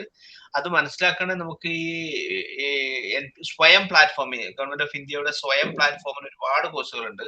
NPTEL എന്ന് പറയുന്ന പ്ലാറ്റ്ഫോം ഉണ്ടല്ലോ, സ്വയം പ്ലാറ്റ്ഫോം. അബ്സല്യൂട്ട്ലി ഫ്രീ ആയിട്ടോ അല്ലെങ്കിൽ വളരെ ചെറിയ ഫീസ് കൊടുത്ത് നമുക്ക് അതിന്റെ സർട്ടിഫിക്കേഷൻ ഒക്കെ കിട്ടാൻ പറ്റിയ ഒരു സാഹചര്യമുണ്ട്. ജസ്റ്റ് ഒന്ന് സ്വയം പ്ലാറ്റ്ഫോമിൽ നിങ്ങൾ സെർച്ച് ചെയ്താൽ ഇതുമായി ബന്ധപ്പെട്ട ഒരുപാട് കോഴ്സസ് നമുക്ക് അവൈലബിൾ ആണ്. ഓൺലൈൻ കോഴ്സസ് ഒക്കെ, ഓൺലൈൻ കോഴ്സുകൾ കംഫർട്ടബിൾ ആണെങ്കിൽ അത് നമുക്ക് സെലക്ട് ചെയ്യാവുന്നതാണ്. അതല്ല ഇനി ഓഫ്ലൈൻ ആയി തന്നെ ചെയ്യണമെന്നുണ്ടെങ്കിൽ പിന്നെ ചില സെന്റേഴ്സിലൊക്കെ പോകണം. അല്ലെങ്കിൽ ഓൺലൈൻ കോഴ്സുകൾ തന്നെ നമുക്ക് നല്ല ഷൂട്ടായ രീതിയിൽ ഇപ്പോൾ ഈ കമ്പ്യൂട്ടറിൽ എക്സൽ ഒരു പ്രൊഫിഷ്യന്റ് ആവുക എന്നുള്ള ഏറ്റവും പ്രധാനപ്പെട്ട കാര്യമാണ്. നമുക്ക് ഡാറ്റാ സയൻസിൽ മേഖലയിലൊക്കെ പോകുന്ന ഒരാളെ സംബന്ധിച്ചിടത്തോളം അയാൾക്ക് എക്സൽ പ്രൊഫിഷ്യൻസി ഉണ്ടെങ്കിൽ അയാൾക്ക് നല്ല രീതിയിൽ അത് ഷൈൻ ചെയ്യാൻ പറ്റും, അതിലേക്ക് എക്സൽ ചെയ്യാൻ പറ്റും എന്നുള്ളത് ഒരു എക്സ്പീരിയൻസ് നമുക്കുണ്ട്. ഒരു ഉദാഹരണം പറയാം. +1 കഴിഞ്ഞ ആൾക്ക് ഈ ഒരു എക്സൽ കോഴ്സ് വേണമെങ്കിൽ അയാൾക്ക് പഠിക്കാം. അത് അയാൾക്ക് ഡാറ്റാ സയൻസ് ഫീൽഡിലേക്കൊക്കെ ഭാവിയിൽ പോകണമെങ്കിൽ അയാൾ അതിൽ പ്രൊഫഷണൽ ആണെങ്കിൽ അത് നല്ലൊരു മാർഗം. അങ്ങനെ അയാളുടെ സ്കിൽ സെറ്റിനനുസരിച്ചിട്ട് ഏതെങ്കിലും മേഖലയിലൊക്കെ ഉള്ള ഓപ്പർച്യൂണിറ്റീസ് കണ്ടെത്താൻ കഴിയും. അല്ലെങ്കിൽ ഏതെങ്കിലും ഫോറിൻ ലാംഗ്വേജ് പഠിക്കാൻ ബേസിക്സ് ആയിട്ട് പോവാ, ജർമ്മന്റെ ഒരു A1 ലെവലിലൊക്കെ നമുക്ക് ഇനിഷ്യേറ്റീവ് ചെയ്യാം. അങ്ങനെയുള്ള മേഖലയിലൊക്കെ ഉള്ള സാധ്യതകൾ ഉപയോഗപ്പെടുത്താം. ഓൺലൈൻ കോഴ്സുകൾ എമ്പാടുണ്ട്, ജർമ്മൻ സെന്റേഴ്സ് ഒക്കെ ഉണ്ട്. ഞാനൊരു എക്സാമ്പിൾ പറഞ്ഞത് മാത്രം. നാളെ ഇപ്പൊ ജർമ്മൻ ലാംഗ്വേജ് ചേരണം എന്നല്ല, അങ്ങനെയുള്ള സാധ്യതകളുണ്ട്. ലാംഗ്വേജ് പഠിക്കണം, എങ്ങനെ ചെയ്യാം, AI ടൂൾസ് ഏതെങ്കിലും ഒക്കെ ഫെമിലിയർ ആവുക. ഇപ്പം ഈ ChatGPT പോലെയുള്ള പ്ലാറ്റ്ഫോമുകൾ, കോപൈലറ്റ്, ഇങ്ങനെയുള്ള പ്ലാറ്റ്ഫോമുകളൊക്കെ നമുക്ക് എഫക്റ്റീവായി യൂട്ടിലൈസ് ചെയ്യാൻ പറ്റിയ ചില കോഴ്സുകളുണ്ട്. ക്യാൻവ എന്ന് പറയുന്ന ടൂൾ ഉണ്ട്, അത് എങ്ങനെ ഫലപ്രദമായി ഉപയോഗപ്പെടുത്താം, അതിനു വേണ്ടിയുള്ള ചില ഡിസൈൻ കോഴ്സുകളൊക്കെ ചില ആളുകൾ കൊടുക്കുന്നുണ്ട്. ഇങ്ങനെയുള്ള ഏതെങ്കിലും ഒരു സ്കിൽ സെറ്റ് നമുക്ക് ഉണ്ടാക്കിയെടുക്കുക. ഓരോ വർഷവും, ഓരോ മാസവും അല്ലെങ്കിൽ ഓരോ ആഴ്ചയിലും പുതുതായി നമ്മുടെ സ്കിൽ സെറ്റ് വർദ്ധിപ്പിക്കുന്ന രീതി, അത് നമ്മളൊരു പവർഫുൾ ആയ ഒരു പേഴ്സണാലിറ്റിയാക്കി മാറ്റും. അങ്ങനെയുള്ള ആള് അതോടൊപ്പം തന്നെ നെറ്റ്വർക്കിംഗ് കൂടി കാര്യമായി ഉപയോഗപ്പെടുത്തുകയാണെങ്കിൽ അതിന്റെ സാധ്യതകൾ കണ്ടെത്താൻ കഴിയും. അതുപോലെ ഇതിലേക്ക് ആഡ് ചെയ്യാവുന്ന ഒന്നാണ് സർ, നമ്മൾ സാധാരണ പറയുന്ന മൂക്ക് ഉണ്ടല്ലോ, മാസീവ് ഓപ്പൺ ഓൺലൈൻ കോഴ്സ്. അപ്പം ഈ ചോദിച്ച രക്ഷിതാവ് ജസ്റ്റ് ഒന്ന് ഗൂഗിൾ ചെയ്താൽ മതി, MOOC, മാസീവ് ഓപ്പൺ ഓൺലൈൻ കോഴ്സുകൾ. ഫിറോസ് സാർ പറഞ്ഞതുപോലെ ഒരുപാട് പ്ലാറ്റ്ഫോംസ് ഉണ്ട് ഓൺലൈനിൽ ഫ്രീ ആയിട്ട് ഷോർട്ട് ടേം ആയിട്ട് അവരവരുടെ താല്പര്യത്തിനും കഴിവിനും അനുസരിച്ച് ചെയ്യാൻ പറ്റിയത്. എഡെക്സ്, കോഴ്സറ, ഉഡാസിറ്റി, ഉഡമി എന്നൊക്കെ പറഞ്ഞിട്ട് ഫിറോസ് സാർ പറഞ്ഞ സ്വയം പ്ലാറ്റ്ഫോം പോലെ. അതെ അതെ, അതല്ല അതൊക്കെ ഇനിയിപ്പോ പേയ്മെന്റ് കൊടുക്കാൻ കൺസേൺ ഉണ്ടെങ്കിൽ സ്വയം കുറെ കൂടി ചെറിയ പൈസ. പിന്നെ ഇതിൽ ചോദിച്ചത് മെഡിക്കൽ ഫീൽഡുമായി ബന്ധപ്പെട്ട ബെസ്റ്റ് കോഴ്സ് എന്നുള്ളതാണ്. ബെസ്റ്റ് കോഴ്സ്, വേഴ്സ്റ്റ് കോഴ്സ് എന്നൊന്നുമില്ല. അവരവരുടെ താല്പര്യവും കഴിവും എവിടെയാണോ മാച്ച് ചെയ്യുന്നത് അവിടെ വെച്ച് കരിയർ പ്ലാൻ ചെയ്ത് ഗോൾ സെറ്റ് ചെയ്ത് എഫേർട്ട് എടുത്ത് മുന്നോട്ട് പോവാണ് വേണ്ടത്. ഇപ്പം ഇവര് മെഡിക്കൽ എന്നതുകൊണ്ട് ഉദ്ദേശിച്ചത് മെഡിക്കൽ ഈ ഡോക്ടർ വിഭാഗം മാത്രമായിരിക്കില്ല, ഒരുപക്ഷെ അലൈഡ് ഹെൽത്ത് പ്രൊഫഷൻ നമ്മൾ സാധാരണ പറയുന്ന പാരാമെഡിക്കൽ ഉൾപ്പെടെ ആയിരിക്കും. അതുമായി ബന്ധപ്പെട്ട ഡീറ്റെയിൽസ് ഒക്കെ നിങ്ങൾ ജോയിൻ ചെയ്തിരിക്കുന്ന വാട്സ്ആപ്പ് ഗ്രൂപ്പിൽ ഷെയർ ചെയ്യും. സയൻസുമായി ബന്ധപ്പെട്ട ഒരു സെഷൻ ഇന്നലെ ഉണ്ടായിരുന്നു. ആരൊന്ന് ചോദിക്കാൻ നോക്കിയോ? എന്തോന്നു? സാറേ നമസ്കാരം. വളരെ നല്ല സെഷൻ. അതിനോട് അനുബന്ധമായിട്ട് 1-2 കാര്യങ്ങൾ ചോദിക്കട്ടെ. അതായത് നമ്മളിപ്പോ സാർ ഇന്നത്തെ ഈ സെഷനിൽ പറഞ്ഞ പൊതുവായിട്ട് ഒരു കരിയർ സെർച്ച് ചെയ്യുന്നവർക്ക് വേണ്ട ക്വാളിറ്റീസ് ഒക്കെ വളരെ നല്ല സംഗതികൾ. പക്ഷെ അതിന് പുറമെ നമ്മുടെ നാട്ടിൽ സാധാരണ ഇപ്പോഴും നടക്കുന്നത് ഈ AI കാലഘട്ടത്തിലും ജനങ്ങൾ ആവശ്യപ്പെടുന്നത് ഹലോ പറഞ്ഞോളൂ. ഹലോ ഇതില് ചെയ്തിട്ടുണ്ട്. ഇപ്പൊ നമ്മുടെ നാട്ടില് നമ്മൾ ഈ കേൾക്കുന്ന, ഞാനൊരു രക്ഷിതാവാണ്. അപ്പൊ നമ്മളിപ്പോ 22 ലക്ഷത്തോളം ആൾക്കാരും ട്രൈ ചെയ്യുന്നത് ഇപ്പോഴും നീറ്റ് എക്സാമിന് അല്ലെങ്കിൽ JEE എക്സാമിന് വേണ്ടിയിട്ടാണ്. നമ്മൾ എത്ര എഡ്യൂക്കേറ്റഡ് ആയ ആൾക്കാരാണെങ്കിലും കരിയർ ബിൽഡപ്പ് ചെയ്തിരുന്ന ആൾക്കാരാണെങ്കിലും മക്കളെ ആ ഫീൽഡിലേക്കാണ് വിടുന്നത് ഈ AI കാലഘട്ടത്തിലും. അപ്പോ നമ്മളിവിടെ ഡിസ്കസ് ചെയ്യാത്ത ഒരു പോയിന്റ് ഇപ്പോഴും അവിടെ ഇല്ലേ? ഏത് AI കാലഘട്ടത്തിലും നമ്മൾ കരിയർ ഡെവലപ്പ് ചെയ്യാൻ മക്കളെ കുറിച്ച് ആലോചിക്കുമ്പോൾ ഫസ്റ്റ് ആൻഡ് ഫോർമോസ്റ്റ് എന്ന് വേണമെങ്കിൽ തന്നെ പറയാവുന്നത് ഈ നീറ്റ്, JEE, അതായത് IIT, REC പോലുള്ള മേഖലകളല്ലേ. അവിടെ കുട്ടിയുടെ അഭിരുചി, താല്പര്യം എന്നുള്ളത് പൊതുവെ നമ്മൾ പരിഗണിക്കാതെ പോകുന്നില്ല ഇപ്പോഴും. അപ്പൊ അത് എന്തുകൊണ്ടാണെന്ന് വെച്ചാൽ ജോലി, നമ്മൾ ഈ കരിയർ എന്ന് പറയുന്നത് സാറ് ഫസ്റ്റിൽ പറഞ്ഞ പോലെ ഒരു ജോബ് കിട്ടുക, അവരുടെ ഫ്യൂച്ചർ സെറ്റ് ആവുക എന്നുള്ള നിലക്ക്, പ്രത്യേകിച്ച് നാട്ടിൽ എന്നുള്ള നിലക്ക് അവർ ഈ AI കാലഘട്ടത്തിലും ഇതേപോലുള്ള നാട്ടിൽ സെറ്റ് ആവാനുള്ള കോഴ്സുകളിലേക്കല്ലേ പോകുന്നത്. അപ്പൊ അതിന് പറ്റിയ കോഴ്സുകളാവില്ലേ സ്വാഭാവികമായിട്ടും പാരന്റ്സ് സെലക്ട് ചെയ്യാം. ഇത് ഒരു വൺ വേർഡ് ഉത്തരം പറയാൻ പറ്റിയ ഒരു ചോദ്യമല്ല. വളരെ വ്യത്യസ്തമായ അഭിപ്രായ വ്യത്യാസങ്ങൾ ഉണ്ടാവാൻ സാധ്യതയല്ല. ഞാൻ എന്റെ അഭിപ്രായം പറയാം. ഓഫ്കോഴ്സ് അസ്കർ മാഷും ആളുകളൊക്കെ ഉണ്ട് ഇവിടെ, വിനയകുമാർ സാർ അടക്കമുള്ള ആളുകളുണ്ട്. അപ്പം ഞാൻ തോന്നിയ കാര്യം എന്താന്ന് വെച്ചാല്, നമ്മുടെ ഏത് ഫീൽഡ്, ഇതിനെ ഒന്ന് ചെറുതാക്കി ഈ AI പറ്റി പറയുമ്പോൾ ഭയങ്കരമായി ഓവർ റൈപ്പ് കൊടുക്കുന്ന ഒരു പരിപാടി ഉണ്ട് ചില ആളുകൾ. നാളെ തൊട്ടിട്ട് ഡോക്ടർമാർക്ക് ജോലി ഉണ്ടാവില്ല, അല്ലെങ്കിൽ ജോലി ഉണ്ടാവില്ല, നീറ്റിന് പോകണ്ട, ജയിക്ക് പോകണ്ട എന്നൊക്കെ പറഞ്ഞാൽ അത്ര ഓവർ റൈപ്പ് കൊടുക്കേണ്ട കാര്യം ഇല്ല എന്നുള്ളതാണ്. എല്ലാ പ്രൊഫഷനുകളും, മിക്കവാറും പ്രൊഫഷനുകൾ അത് AI ഇന്റഗ്രേറ്റ് ചെയ്ത്, ഓട്ടോമേറ്റേഷൻ ഇന്റഗ്രേറ്റ് ചെയ്ത് അവൈലബിൾ ആയിരിക്കും എന്നുള്ള കാര്യം നമുക്ക് മനസ്സിലാക്കേണ്ട ഒരു കാര്യമാണ്. ഇപ്പൊ ഒരു ഡോക്ടർ ആണെങ്കിലും എഞ്ചിനീയർ ആണെങ്കിലും അയാൾക്ക് അയാളുടെ തൊഴിൽ മേഖലയിൽ എങ്ങനെ ടെക്നോളജിയെ അയാൾക്ക് ഇൻകൾക്കേറ്റ് ചെയ്യാൻ പറ്റും എന്നതിനനുസരിച്ചായിരിക്കും അയാളുടെ തൊഴിൽ സാധ്യത കണ്ടെത്താൻ കഴിയുക. അപ്പൊ അതുകൊണ്ട് നീറ്റിനും JEEക്കും ഒക്കെ പ്രാധാന്യം കൊടുക്കുന്ന ആളുകൾ തീർച്ചയായിട്ടും അതൊരു തെറ്റായ ട്രാക്കാണെന്ന് നമുക്ക് പറയാനൊന്നും കഴിയില്ല. അത് എങ്ങനെ അയാൾ തൊഴിൽ മേഖലയിൽ പുതിയ അപ്സ്കില്ലിംഗ് നടത്തുന്നുണ്ട് എന്നതിനൊക്കെ അനുസരിച്ച്. പിന്നെ നാഷണൽ ലെവൽ ഇൻസ്റ്റിറ്റ്യൂട്ട്സിന്റെ ഒക്കെ പ്രാധാന്യം വളരെ ഇമ്പോർട്ടന്റ് തന്നെയാണല്ലോ. ഇപ്പം എയിംസ് ആണെങ്കിലും NIT ആണെങ്കിലും അല്ലെങ്കിൽ IIT ആണെങ്കിലും ഇങ്ങനെയുള്ള സെൻട്രൽ യൂണിവേഴ്സിറ്റീസ് ഒക്കെ ആണെങ്കിലും അവിടെയുള്ള ആളുകൾക്ക് ഇത്തരത്തിൽ അപ്സ്കില്ലിങ്ങിനൊക്കെ ഒരുപാട് ഓപ്പർച്യൂണിറ്റീസ് ഉണ്ടെന്നുള്ളതാണ്. ഇപ്പം ജാമ്യ മില്ലിയയിൽ പഠിച്ചുകൊണ്ടിരുന്ന ഒരാൾ അദ്ദേഹത്തിന്റെ എക്സ്പീരിയൻസ് പറയുന്നുണ്ടായിരുന്നു. അദ്ദേഹം പഠിച്ചുകൊണ്ടിരിക്കുന്ന സമയത്ത് തന്നെ വേറെ ലാംഗ്വേജിൽ ഒരു അഡീഷണൽ ലാംഗ്വേജ് പഠിക്കാൻ അവസരം കിട്ടിയത് കൊണ്ട് വേറൊരു യൂണിവേഴ്സിറ്റിയിൽ അയക്കാൻ അവസരം ഉണ്ടായിരുന്നില്ല. ഉണ്ടാവില്ല. സാധാരണ നമ്മുടെ നാട്ടിലൊന്നും പഠിച്ചാൽ വേറൊരു ലാംഗ്വേജ് പഠിക്കാൻ അപ്സ്കില്ലിങ്ങിന് അവസരം ഉണ്ടാവില്ല. അങ്ങനെയുള്ള ഒരു അപ്സ്കില്ലിംഗ് അവസരം കിട്ടിയത് കൊണ്ട് അയാൾക്ക് വേറൊരു സ്ഥലത്ത് അബ്സല്യൂട്ട്ലി ഫ്രീ ആയി PhD ചെയ്യാൻ ഓപ്പർച്യൂണിറ്റി കിട്ടി. അപ്പൊ അങ്ങനെയുള്ള അപ്സ്കില്ലിങ്ങിനൊക്കെയുള്ള സാധ്യത ഏറ്റവും കൂടുതൽ ഉള്ളത് ഇങ്ങനെയുള്ള നാഷണൽ ലെവൽ ഇൻസ്റ്റിറ്റ്യൂട്ടുകളാണ്. അപ്പൊ അതുകൊണ്ട് അതിനെ ലാക്കാക്കുന്നവർ തീർച്ചയായിട്ടും അത് ചെയ്യണം എന്നുള്ളതാണ് എന്റെ അഭിപ്രായം. നമ്മൾ നാഷണൽ ലെവൽ ഇൻസ്റ്റിറ്റ്യൂട്ടിലൊക്കെ പോവുകയും അത് ഇങ്ങനെയുള്ള നല്ല കരിക്കുലം കുറെ കൂടി നല്ല രീതിയിൽ ഡിസൈൻ ചെയ്ത കരിക്കുലം ഉള്ള സ്ഥാപനത്തിൽ ഒരു അവസരമായിരിക്കും. അത് അപ്സ്കില്ലിനുള്ള ഒരു ഓപ്പർച്യൂണിറ്റി ഉണ്ടാവും തന്നെയാണ് എനിക്ക് തോന്നുന്നത്. ഇതാണ് എന്റെ ഒരു അഭിപ്രായം. ഈ മേഖലയിൽ വ്യത്യസ്തമായ അഭിപ്രായങ്ങൾ ഉണ്ടെങ്കിൽ എല്ലാവരും പറയണം. ആസ്കർ മാഷ ഇതിലെ ഞാൻ ഒരു കരിയർ പ്ലാനിങ്ങിന്റെ ഒരു ഡെഫിനിഷൻ ക്ലിയർ ചെയ്താൽ ഇത്തരം ഡൗട്ടുകളെ കുറെ പോയി കിട്ടും. കരിയർ പ്ലാനിങ്ങിനൊക്കെ ഒരുപാട് ഡെഫിനിഷൻസ് ഉണ്ട്. എന്നെ അട്രാക്ട് ചെയ്ത ഒരു ഡെഫിനിഷൻ ഇവിടെ ജസ്റ്റ് ഒന്ന് ഞാൻ പറയാണ്. അതിൽ ചെറിയൊരു എക്സ്പ്ലനേഷൻ തന്നാൽ കുറച്ചും കൂടെ ക്ലിയർ ആവുമെന്ന് തോന്നുന്നുണ്ട്. Career planning is A systematically matching your career goals and capabilities എന്നാണ്. കരിയർ പ്ലാനിങ് എന്ന് പറഞ്ഞ ഒരു മാച്ചിങ് പ്രോസസ്സാണ്. ഇത് 2 കാര്യങ്ങളാണ് മാച്ച് ചെയ്യുന്നത്. ഫസ്റ്റ് വൺ കരിയർ ഇൻട്രസ്റ്റ് ആണ്. സെക്കൻഡ് വൺ കുട്ടിയുടെ കേപ്പബിലിറ്റി അല്ലെങ്കിൽ ആപ്റ്റിറ്റ്യൂഡ് ആണ്. പലപ്പോഴും കുട്ടികൾ താല്പര്യം നോക്കിപ്പോകുന്ന ഒരു വിഷയമുണ്ട്, ആപ്റ്റിറ്റ്യൂഡ് നോക്കാതെ. ചില കേസിലൊക്കെ ആപ്റ്റിറ്റ്യൂഡ് ടെസ്റ്റ് ഒക്കെ എഴുതിയിട്ട് ആപ്റ്റിറ്റ്യൂഡ് മാത്രം നോക്കി പോകുന്ന കേസ് ഉണ്ടാവാറുണ്ട്, താല്പര്യം നോക്കാതെ. അതുകൊണ്ട് ഇൻട്രസ്റ്റ് ഉണ്ട്, ആപ്റ്റിറ്റ്യൂഡ് ഇല്ലെങ്കിൽ പ്രശ്നമാണ്. ഇതേപോലെ തന്നെ പ്രശ്നമാണ് ആപ്റ്റിറ്റ്യൂഡ് ഉണ്ട്, പക്ഷെ പ്രത്യേകിച്ചൊരു മേഖലയോട് ജോലി, തൊഴിൽ, പ്രൊഫഷൻ, എംപ്ലോയ്മെന്റ് എന്ന അർത്ഥത്തിൽ ഒരു ഇഷ്ടമില്ലെങ്കിൽ. അതുകൊണ്ട് ഇൻട്രസ്റ്റും ആപ്റ്റിറ്റ്യൂഡും എവിടെയാണോ മാച്ച് ചെയ്യുന്നത് അവിടെ വെച്ച് നമ്മൾ നമ്മുടെ കുട്ടിയുടെ കരിയർ പ്ലാൻ ചെയ്യണം, അഥവാ ഗോൾ സെറ്റ് ചെയ്യണം. ഇതോടൊപ്പം കൂട്ടി പറയേണ്ട ഒന്നാണ് എഫേർട്ട്. പണിയെടുക്കണം. താല്പര്യമുണ്ട്, കഴിവുണ്ട്, അധ്വാനിച്ചിട്ടില്ലെങ്കിൽ രക്ഷല്ല. ഇപ്പൊ എല്ലാവരും ചോദിക്കുക സ്കോപ്പുള്ള കോഴ്സ് ഏതാണ്, നല്ല കോഴ്സ് ഏതാണ് എന്നാണ്. ഇവിടെ ടെക്സ്റ്റ് ചെയ്ത ക്വസ്റ്റ്യൻസും ആ രീതിയിലുള്ളതാണ്. ഞാൻ പറയാറുണ്ട്, സ്കോപ്പുള്ള ഒരു കോഴ്സ്, സ്കോപ്പ് ഇല്ലാത്ത ഒരു കോഴ്സ് എന്നൊന്നില്ല. സ്കോപ്പ് ഉള്ളതും സ്കോപ്പ് ഇല്ലാത്തതും കോഴ്സുകൾക്കോ സ്ഥാപനങ്ങൾക്കോ അല്ല. നമ്മുടെ മക്കൾക്കാണ് സ്കോപ്പ് ഉള്ളതും നമ്മുടെ മക്കൾക്കാണ് സ്കോപ്പ് ഇല്ലാത്തതും. എന്ന് വെച്ചാൽ നമ്മുടെ മക്കൾ ഏതെങ്കിലും ഒരു മേഖലയിൽ, ഫിറോസ് സാർ നേരത്തെ പറഞ്ഞതുപോലെ സയൻസ് ആവാം, കൊമേഴ്സ് ആവാം, ഹ്യൂമാനിറ്റീസ് ആവാം, അക്കൗണ്ടിങ് ആവാം, മാനേജ്മെന്റ് ആവാം, മെഡിക്കൽ ആവാം, എഞ്ചിനീയറിംഗ് ആവാം, ദെൻ സോഷ്യൽ സയൻസ്, ഹ്യൂമാനിറ്റീസ് ആവാം. അവിടെ എക്സൽ ചെയ്താൽ, ഷൈൻ ചെയ്താൽ, തിളങ്ങിയാൽ, ശോഭിച്ചാൽ എന്തുണ്ട്? സാധ്യത ഉണ്ട്. വളരെ സിമ്പിൾ ആണ്. അപ്പൊ അടുത്ത ക്വസ്റ്റ്യൻ സ്വാഭാവികമായിട്ടും എപ്പോഴാണ് ഷൈൻ ചെയ്യുക എന്നുള്ളതായിരിക്കും. ഷൈൻ ചെയ്യുക കുട്ടി എഫേർട്ട് എടുക്കുന്ന സമയത്താണ്. അപ്പൊ വീണ്ടും ചോദ്യം വരും, കുട്ടി എപ്പോഴാണ് എഫേർട്ട് എടുക്കുക എന്നുള്ളത്. അത് ഞാൻ ആദ്യം പറഞ്ഞ താല്പര്യവും കഴിവിനും അനുസരിച്ച മേഖലയിൽ എത്തിയാലാണ്. അതുകൊണ്ട് ഇൻട്രസ്റ്റ്, ആപ്റ്റിറ്റ്യൂഡ്, എഫേർട്ട്, ഈ 3 സംഗതികൾ ഒത്തിണങ്ങി വന്നാൽ എല്ലാറ്റിനും സാധ്യതകളുണ്ട്. ഇവിടെ എന്തെങ്കിലും മിസ്മാച്ചുകൾ വന്നാൽ സാധ്യതയുടെ ചില പ്രശ്നങ്ങളൊക്കെ ഉണ്ടാവും. അത്തരം പ്രശ്നങ്ങൾ ഒഴിവാക്കാൻ വേണ്ടിയിട്ടാണ് കരിയർ പ്ലാൻ ചെയ്യണം എന്ന് നമ്മൾ പറയല്.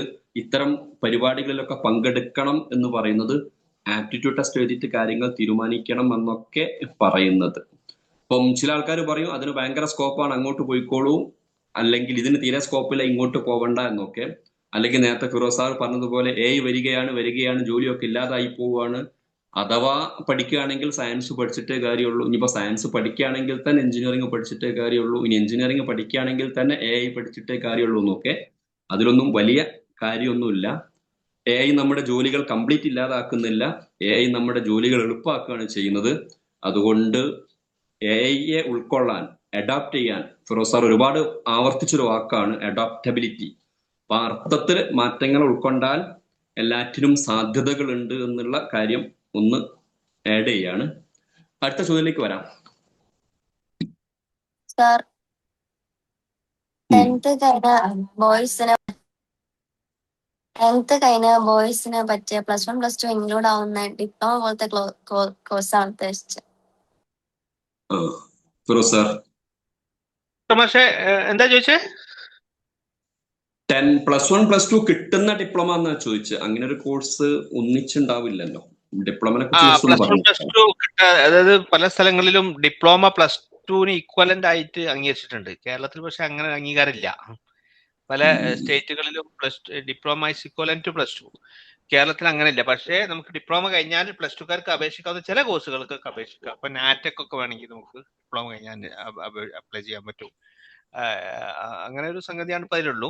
അതാണോ നിങ്ങൾ ചോദ്യം കൊണ്ട് ഉദ്ദേശിച്ചതിൽ ഒരു ക്ലാരിറ്റി കുറവുണ്ട്. ഞാൻ മനസ്സിലാക്കിയത് അതാണെങ്കിൽ diploma is not equivalent to +2 in Kerala. അതാണ് ഒരു വിഷയം. പിന്നെ ഇതിൽ ഒരു കാര്യം ആഡ് ചെയ്യാനുള്ളത് എന്താന്ന് വെച്ചാൽ, ഈ 10ാം ക്ലാസ് യോഗ്യത വെച്ചിട്ടുള്ള ഒരുപാട് കോഴ്സുകളുണ്ട്. For example ITI 2 year certificate course, അതുപോലെ തന്നെ polytechnic 3 year engineering diploma course. ഇതിനൊക്കെ യോഗ്യത 10ാം ക്ലാസ് ആണ്.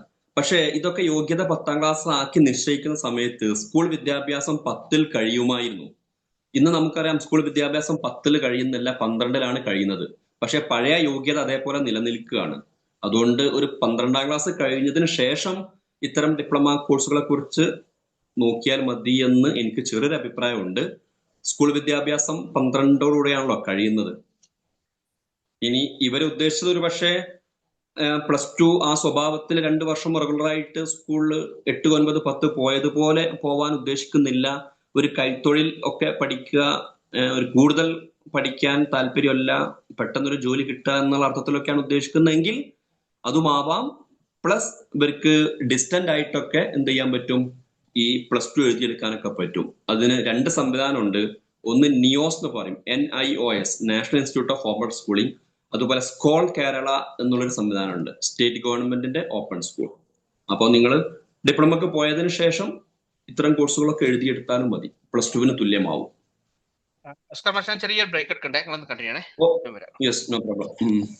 ഒരു സംശയം ചോദിച്ചോട്ടെ. പോളിടെക്നിക് കോളേജില് സാധാരണയായിട്ട് SSLC ആണ് യോഗ്യത എന്ന് പറഞ്ഞു കേൾക്കാറുണ്ട്. പക്ഷെ അവിടെ അഡ്മിഷന് പോകുമ്പോൾ +2 യോഗ്യത വേണം എന്ന് പറയാറുണ്ട്.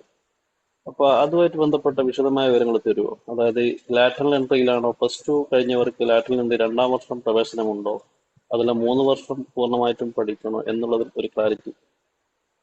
+2 സയൻസ് കഴിഞ്ഞവർക്ക് ലാറ്ററൽ എൻട്രി വഴി സെക്കൻഡ് ഇയറിലേക്ക് വരാനുള്ള ഓപ്ഷൻ ഉണ്ട്. പൊതുവായിട്ട് പറയുമ്പോൾ 3 വർഷത്തെ ഡിപ്ലോമക്ക് SSLC തന്നെയാണ് യോഗ്യത, +2 ആവശ്യമില്ല. ദെൻ പോളിടെക്നിക് കഴിഞ്ഞ ആൾക്കാർക്ക് വീണ്ടും LET എന്ന ഓപ്ഷൻ ഉണ്ട്, ലാറ്ററൽ എൻട്രി ടെസ്റ്റ്. അതുവഴി സെക്കൻഡ് ഇയർ ബിടെക്കിലേക്ക് വരാനുള്ള വഴികളുമുണ്ട്. പിന്നെ അതിലൊരു കാര്യം നമ്മൾ പ്രത്യേകം ശ്രദ്ധിക്കേണ്ടതുണ്ട്. 10ാം ക്ലാസ് ആണല്ലോ യോഗ്യത, എനിക്ക് 12ാം ക്ലാസ് ഉണ്ടല്ലോ എന്നൊക്കെ വിചാരിച്ച് ഈ +2 കൊമേഴ്സ് ഹ്യൂമാനിറ്റീസ് കഴിഞ്ഞ ആൾക്കാരൊക്കെ പോളിടെക്നിക്കിന് പോയിട്ട് പ്രയാസപ്പെടുന്ന അവസ്ഥ എന്ന് വെച്ചാൽ ഒരു +1 +2 ലെവലിലെ ഫിസിക്സ്, കെമിസ്ട്രി, മാത്സ് ഒക്കെ പൊതുവെ എല്ലാ ബ്രാഞ്ചുകളിലും പോളിടെക്നിക്കിൽ വരുന്നുണ്ട്. അതുകൊണ്ട് സയൻസ് ബാക്ക്ഗ്രൗണ്ട് ഉള്ള ഒരാളാണ് +2 ശേഷം പോളിടെക്നിക്കിന് പോകുന്നതെങ്കിൽ കുറച്ച് ഷൈൻ ചെയ്യാൻ പറ്റും. ഹ്യൂമാനിറ്റീസ് അതുപോലെ തന്നെ കൊമേഴ്സ് ഒക്കെ എടുത്തതിന് ശേഷം പോളിടെക്നിക്കിന് പോകുന്ന സമയത്ത് ചെറിയ പ്രയാസങ്ങളൊക്കെ നേരിടുന്നതായിട്ട് കുട്ടികൾ പറയാറുണ്ട്. ഒരു കാര്യം കൂടെ ആഡ് ചെയ്യാനുള്ളത്, ഈ പോളിടെക്നിക്കിൽ എഞ്ചിനീയറിംഗ് ഡിപ്ലോമ അല്ലാത്ത കോഴ്സുകളും ഉണ്ട്. പൊതുവെ സയൻസ് അല്ലാത്ത കോഴ്സുകൾ എടുത്ത +2 വിദ്യാർത്ഥികൾക്ക് 3 വർഷത്തെ കോഴ്സ് തന്നെ പഠിക്കേണ്ടി വരും എന്നാണ് പറയുന്നത്. യെസ്, ലാറ്ററൽ എൻട്രി സയൻസ് ഉള്ളവർക്കേ ഉള്ളൂ. Okay, thank you.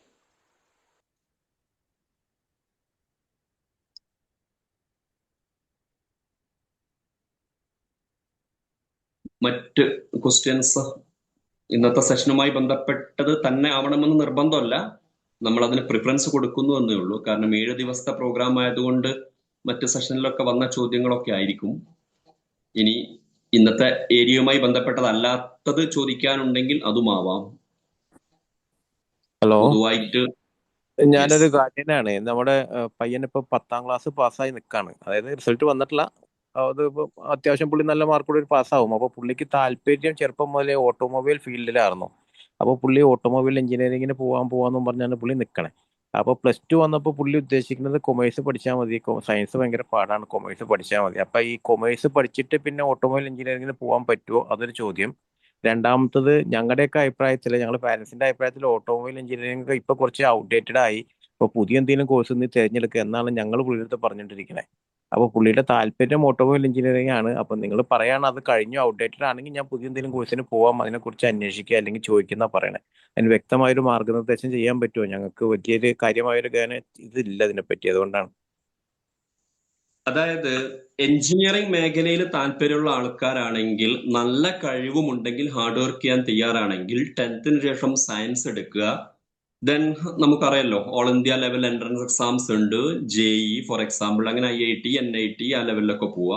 ഇനി അത്രത്തോളം കഴിയുന്നില്ലെങ്കിൽ കേരളത്തിലെ കീം എൻട്രൻസ് എക്സാം വഴി കേരളത്തിലെ government engineering college, aided engineering college, private self finance engineering കോളേജുകളൊക്കെ ഉണ്ട്.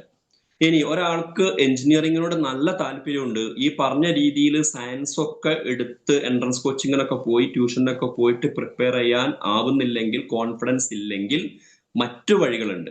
ആ വഴികളെ കുറിച്ച് നമ്മൾ ശരിക്ക് അറിഞ്ഞിരിക്കണം.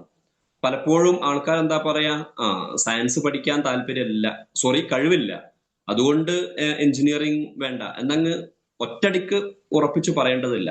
ഞാൻ നേരത്തെ പറഞ്ഞൊരു കാര്യം വീണ്ടും ആവർത്തിക്കുകയാണ്. കുട്ടിയുടെ താല്പര്യത്തിന് കുറച്ചധികം പ്രാധാന്യം കൊടുക്കണം. കഴിവിനും വേണം, താല്പര്യവും കഴിവും മാച്ച് ചെയ്യൊക്കെ വേണം. അത് രണ്ടും മാത്രം പറയുമ്പോൾ കുറച്ച് പ്രിഫറൻസ് അധികം ഇൻട്രസ്റ്റിന് കൊടുക്കാം. അതുകൊണ്ട് എഞ്ചിനീയറിംഗ് എന്ന സ്വപ്നം ഒരിക്കലും സയൻസ് വിഷയങ്ങളോട് വലിയ താല്പര്യമില്ലെങ്കിൽ, കഴിവില്ലെങ്കിൽ നമ്മൾ കളയാൻ പാടില്ല. രണ്ടാമത്തെ ഒരു ഓപ്ഷനിലേക്ക് വരാം. അതാണ് ഇതുവരെ നമ്മൾ സംസാരിച്ചു കൊണ്ടിരുന്ന പോളിടെക്നിക്. അപ്പം സാധാരണ എഞ്ചിനീയറിംഗിൽ പറയുന്ന, ബിടെക്കിൽ പറയുന്ന മെക്കാനിക്കലും ഇലക്ട്രിക്കലും ഇലക്ട്രോണിക്സും സിവിലും ഓട്ടോമൊബൈലും ഒക്കെ എവിടെ കിട്ടും? പോളിടെക്നിക്കിൽ കിട്ടും. ഓക്കെ, ഞാനിവിടെ നേരത്തെ പറഞ്ഞത് സയൻസ് ബാക്ക്ഗ്രൗണ്ട് +1 +2 ഉള്ള ഒരാൾക്ക് പോളിടെക്നിക് എളുപ്പമായിരിക്കും എന്നാണ്. കൊമേഴ്സോ ഹ്യൂമാനിറ്റീസോ കഴിഞ്ഞ ആൾക്ക് ഒരിക്കലും അത് ചെയ്യാൻ കഴിയില്ല എന്നൊന്നുമല്ല. മാത്രമല്ല പോളിടെക്നിക് ഒക്കെ പ്രാക്ടിക്കൽ ഇമ്പോർട്ടൻസ് കൊടുക്കുന്ന കോഴ്സുകളാണ്. അതുകൊണ്ട് വലിയ പ്രയാസമില്ലാതൊക്കെ ചെയ്യാനൊക്കെ പറ്റും, പ്രത്യേകിച്ച് ഇങ്ങനെ ഒരു ടെക്നിക്കൽ മേഖലയോടൊക്കെ നല്ല ക്രേസ് ഉള്ള ഒരാളാണെങ്കിൽ. ഓക്കെ. ഇനി പോളിടെക്നിക്ക് 3 വർഷം പഠിച്ചു കതിന് ശേഷം ഇയാൾക്ക് ഇങ്ങനെ തോന്നുകയാണ് പോളിടെക്നിക്ക് ഡിപ്ലോമ ഒന്നും പോരാ, ഒരു ഡിഗ്രി വേണമെന്നൊക്കെ തോന്നുകയാണെങ്കിൽ അതിനും വഴികളുണ്ട്. LET എന്ന ടെസ്റ്റ് വഴി സെക്കൻഡ് ഇയർ ബിടെക്കിലേക്കൊക്കെ ഇയാൾക്ക് വരാനൊക്കെ പറ്റും. ഇനി ഒരാൾക്ക് എഞ്ചിനീയറിംഗിന് താല്പര്യമുണ്ട്, സയൻസ് എടുത്തിട്ടാവുന്നില്ല ബിടെക്, ദെൻ പോളിടെക്നിക് ലെവലും ആവില്ല എന്ന് വെച്ചാൽ അതിനും വേറെ വഴിയുണ്ട്. അതാണ് ITI, 2 year certificate course. Okay, അവിടെയും നമ്മൾ സാധാരണ പറയുന്ന മെക്കാനിക്കലും ഇലക്ട്രിക്കലും ഇലക്ട്രോണിക്സും ഓട്ടോമൊബൈലും സിവിലും ഒക്കെ ഉണ്ട്. പിന്നെ ബ്രാഞ്ച് തിരഞ്ഞെടുക്കുന്നതുമായി ബന്ധപ്പെട്ട ഒരു കാര്യം പറയാണ്. നമുക്കൊരു ലോങ് ടേം പ്ലാൻ ഒക്കെ ഉണ്ടെങ്കിൽ പൊതുവെ ഒരു കോർ ബ്രാഞ്ചിൽ ഡിഗ്രി ചെയ്യായിരിക്കും നല്ലത്. ഇപ്പൊ ബിടെക്കിനൊക്കെ പോവുകയാണെങ്കിൽ, ഫോർ എക്സാമ്പിൾ ഒരാള് ബിടെക് ഓട്ടോമൊബൈൽ ചെയ്യുന്നതും ബിടെക് മെക്കാനിക്കൽ ചെയ്യുന്നതും നമ്മളെ വ്യത്യാസം എന്താണെന്ന് വെച്ചാൽ, മെക്കാനിക്കൽ ചെയ്താൽ ഓപ്പണിങ്സ് കുറച്ച് കൂടും. ഓട്ടോമൊബൈലിന്റെ പല ജോലികളും മെക്കാനിക്കൽ കഴിഞ്ഞ ഒരാൾക്ക് ചെയ്യാൻ പറ്റും. ഓക്കെ, ഇനി ആൾക്ക് ഓട്ടോമൊബൈലിനോട് നല്ല താല്പര്യം ഉണ്ടെങ്കിൽ ബിടെക്കിന് ശേഷം MTechലേക്കൊക്കെ പോവുകയാണെങ്കിൽ ഓട്ടോമൊബൈലിലേക്ക് മാറാനും പറ്റും.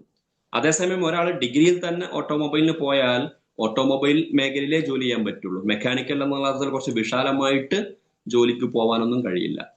അതുകൊണ്ട് മെക്കാനിക്കൽ ചെയ്യുന്നതായിരിക്കും കുറച്ചുകൂടെ നല്ലത്. അതേസമയം ഒരു കുട്ടിക്ക് ഓട്ടോമൊബൈലിനോട് വലിയ ക്രേസ് ആണ്, ഓട്ടോമൊബൈൽ മേഖലയിൽ തന്നെ ജോലി ചെയ്യണമെന്നൊക്കെ ആഗ്രഹം ഉണ്ടെങ്കിൽ ബിടെക് അല്ലെങ്കിൽ പോളിടെക്നിക് ഓട്ടോമൊബൈലിൽ തന്നെ പോവുകയും ചെയ്യാം, നോ പ്രോബ്ലം. ഇനി നേരത്തെ ഓട്ടോമൊബൈലിന്റെ സാധ്യതയുമായി ബന്ധപ്പെട്ട് ചോദിച്ചത് ഒന്ന് ക്ലിയർ ചെയ്യാണ്.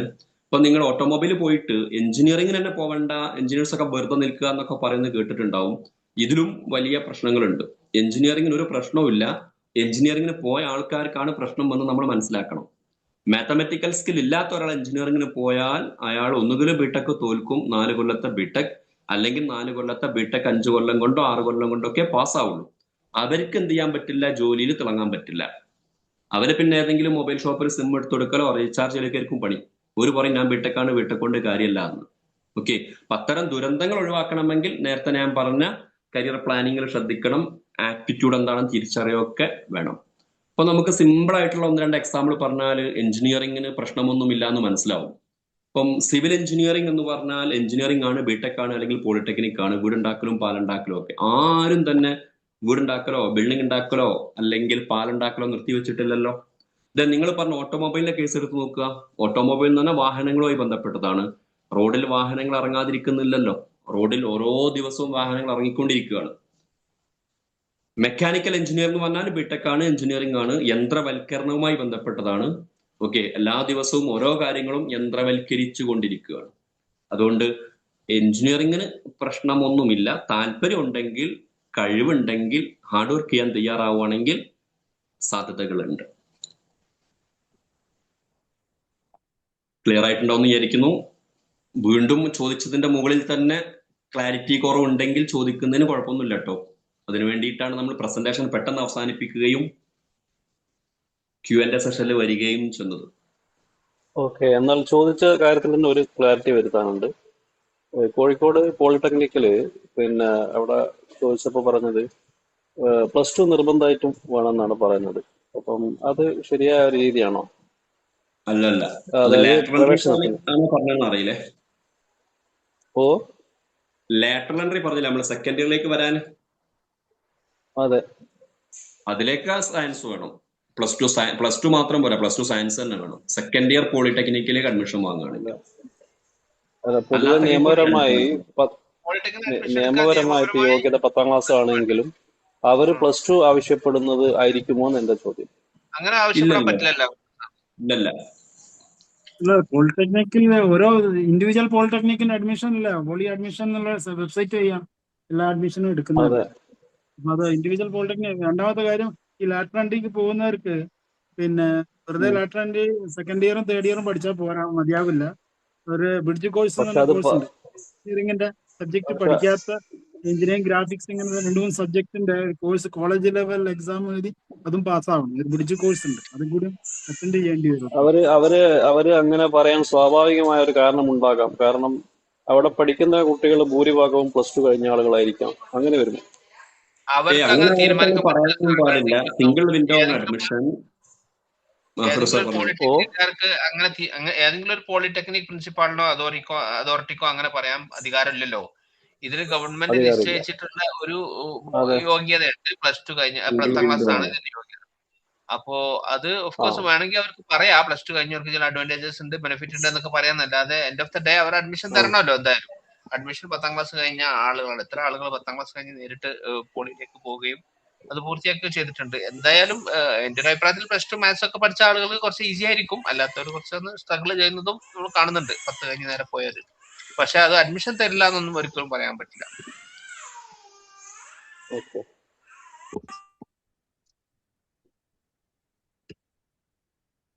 വേറെ എന്തെങ്കിലും ക്വസ്റ്റ്യൻ ഉണ്ടെങ്കിൽ ഫിറോസ് സാറേ, പറഞ്ഞോളൂ സർ. ഞാൻ ബഷീർ കണ്ടാലപ്പറ്റ. ഇന്നേ മലപ്പുറം സിജിയിൽ കൗൺസിലിംഗിൽ ഇരുന്നപ്പോൾ ഒരു ആ പേരന്റും കുട്ടിയും വന്നിട്ട് കുട്ടി നല്ല മിടുക്കനാണ്, ടാലന്റഡ്, പ്ലസ് ടു സയൻസ് കഴിഞ്ഞ കുട്ടിയാണ്. അവന് ആർട്ടിഫിഷ്യൽ ഇന്റലിജൻസ് മേഖലയിലാണ് അവന് പോകേണ്ടത്.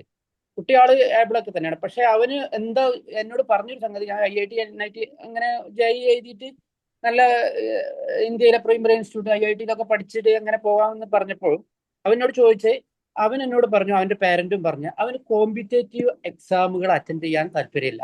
JEE ഓക്കെ അതേപോലുള്ള ഒരു കോമ്പറ്റേറ്റീവിനും താല്പര്യമില്ല. അപ്പോ ഓക്കെ എന്നാൽ അവന് AI മേഖലയിൽ നല്ലൊരു കോളേജിൽ പഠിക്കും വേണം. കേരളത്തിൽ അവന് അങ്ങനത്തെ ഒരു നല്ല കോമ്പറ്റന്റ് ആയിട്ട് പഠിക്കാൻ പറ്റുന്ന ഒരു ക്യാമ്പസ് ഇല്ല. അതുകൊണ്ട് വിദേശ യൂണിവേഴ്സിറ്റികളിൽ പ്ലസ് ടു കഴിഞ്ഞ ഒരു കുട്ടിക്ക് സാധ്യത ചോദിച്ചു. അപ്പൊ ഇന്ത്യയിൽ ഇന്റർനാഷണൽ യൂണിവേഴ്സിറ്റികൾ ഇപ്പോ വരുന്നല്ലേ ഉള്ളൂ. 2005 DK യൂണിവേഴ്സിറ്റി, അതേപോലെ തന്നെ വോങ് എന്ന് പറയുന്ന യൂണിവേഴ്സിറ്റികളൊക്കെ വന്ന് സ്റ്റാർട്ടപ്പ് എന്റെ ഫുൾ എഡ്ജിലേക്ക് എത്തിയില്ലല്ലോ.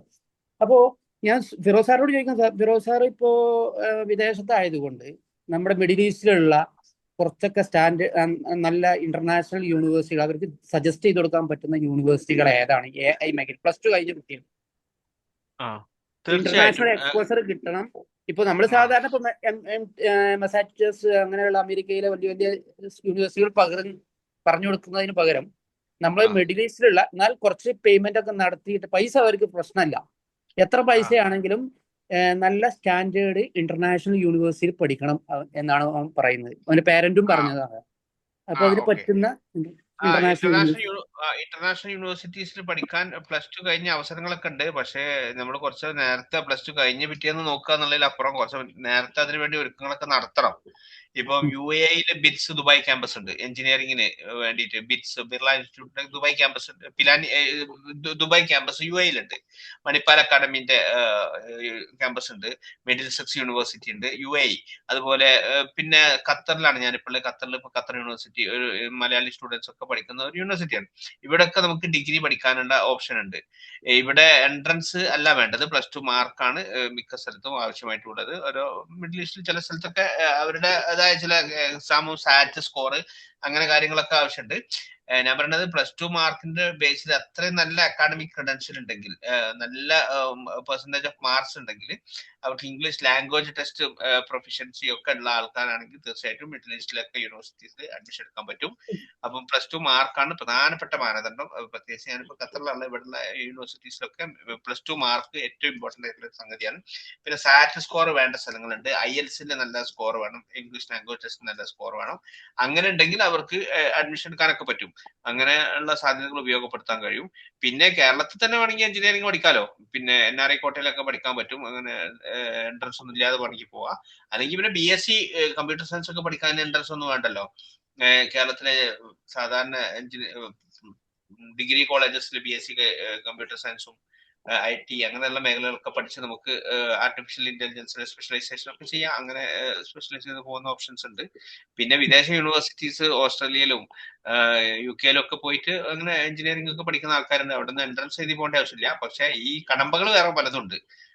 സാറ്റ് വേണം, അതുപോലെ IELTS-ന്റെ ഇത് വേണം. സാർ ഖത്തറിൽ ഇപ്പൊ എനിക്ക് പരിചയമുള്ള ഞാൻ കുറച്ച് അവിടെ ഉണ്ടായിരുന്നു. അപ്പൊ ഈ കർണാഗി മെലൻ യൂണിവേഴ്സിറ്റി എന്ന് പറഞ്ഞ ഒരു അമേരിക്കൻ യൂണിവേഴ്സിറ്റി ഉണ്ടല്ലോ,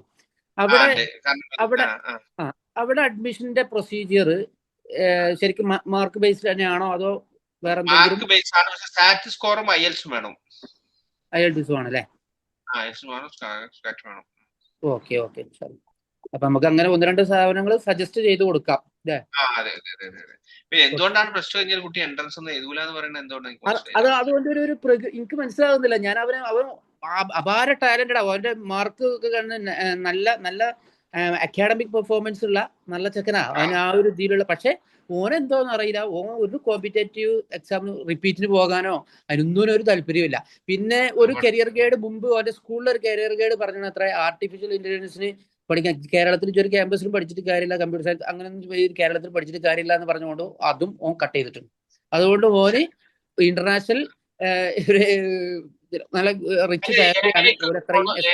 പോണോല് ഇപ്പൊ ബിടെക് AI ഒക്കെ പഠിക്കാം. പക്ഷെ അതിനെക്കാളൊക്കെ നല്ലത് നേരത്തെ അഷ്കർ സാർ പറഞ്ഞ പോലെ നമ്മൾ വലിയ സ്പെഷ്യലൈസേഷനിലൊന്നും പോവാതെ ഒരു ബിടെക് കമ്പ്യൂട്ടർ സയൻസോ BSc കമ്പ്യൂട്ടർ സയൻസോ ഒക്കെ പഠിച്ച് നമുക്ക് AI നമുക്ക് സ്പെഷ്യലൈസേഷൻ പിന്നീട് ചെയ്യാം, അല്ലെങ്കിൽ അലോങ് വിത്ത് നമ്മൾ ഡിഗ്രി ചെയ്യാം. പഠിച്ചുകൊണ്ടിരിക്കുമ്പോൾ തന്നെ നമുക്ക് സ്പെഷ്യലൈസേഷൻ വേറെ പുറത്തുനിന്നുള്ള സർട്ടിഫിക്കേഷൻ ഒക്കെ വെച്ചിട്ട് ചെയ്യാം.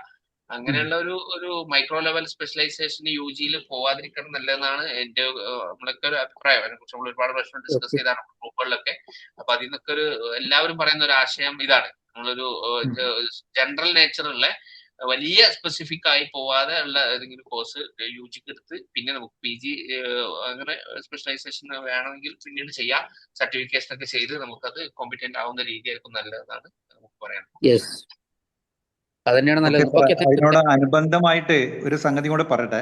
ഇപ്പൊ സാർ പറഞ്ഞ പോലെ തന്നെ ഈ അക്കാഡമിക് സർട്ടിഫിക്കറ്റിനേക്കാളും പ്രധാനം ഇപ്പോൾ കോമ്പിറ്റൻസിയും നമ്മുടെ ടെക്നിക്കൽ നോളജും ആണ് എന്ന് ഇപ്പോഴത്തെ തലമുറ, ഇപ്പോൾ എൻ്റെയൊക്കെ മക്കളും എല്ലാവരും പറയുന്ന ഒരു പോയിന്റാണ്. പക്ഷേ ഒരു ഫേസ് ചെയ്യാവുന്ന ഒരു ത്രെട്ടും കൂടെ ഇപ്പോൾ സാറ് പറഞ്ഞുകൊണ്ട് അനുബന്ധമായിട്ട് പറയുകയാണ്. കാരണം നമ്മളിപ്പോൾ വളരെ യങ് ആൻഡ് ഡൈനാമിക്കായ ഈ സമയത്ത്, അതായത് ഒരു 30 വയസ്സിന് താഴെയാകുന്ന സമയത്ത് നമുക്ക് കോമ്പിറ്റൻസിയും നമ്മുടെ എല്ലാം കൊണ്ടും വളരെ ഉഷാറായിരിക്കും. പക്ഷേ നമ്മുടെ ലൈഫ് അവിടെ വെച്ച് തീരുന്നില്ല. അതിൻ്റെ അടുത്ത സ്റ്റേജിൽ നമ്മളൊരു 30+ അല്ലെങ്കിൽ 40+ ആകുമ്പോൾ നമ്മൾക്കാണ് കൂടുതൽ കോമ്പിറ്റൻസി അപ്ഡേറ്റഡ് ആയിട്ടുള്ള ആൾക്കാർ നമുക്ക് താഴെ വരുന്നുണ്ട്. അപ്പോൾ ആ സമയത്ത് നമ്മുടെ പ്രൊഫഷൻ, അതായത് ആ ജോലി ഇല്ലാതാവുന്നതിനോ അല്ലെങ്കിൽ ഡിഗ്രേഡ് ചെയ്യാതെ ചെയ്യാതിരിക്കണം എന്നുണ്ടെങ്കിൽ നമ്മളൊരു സേഫായ ഒരു മാനേജറിയൽ പോസ്റ്റിൽ എത്തണം.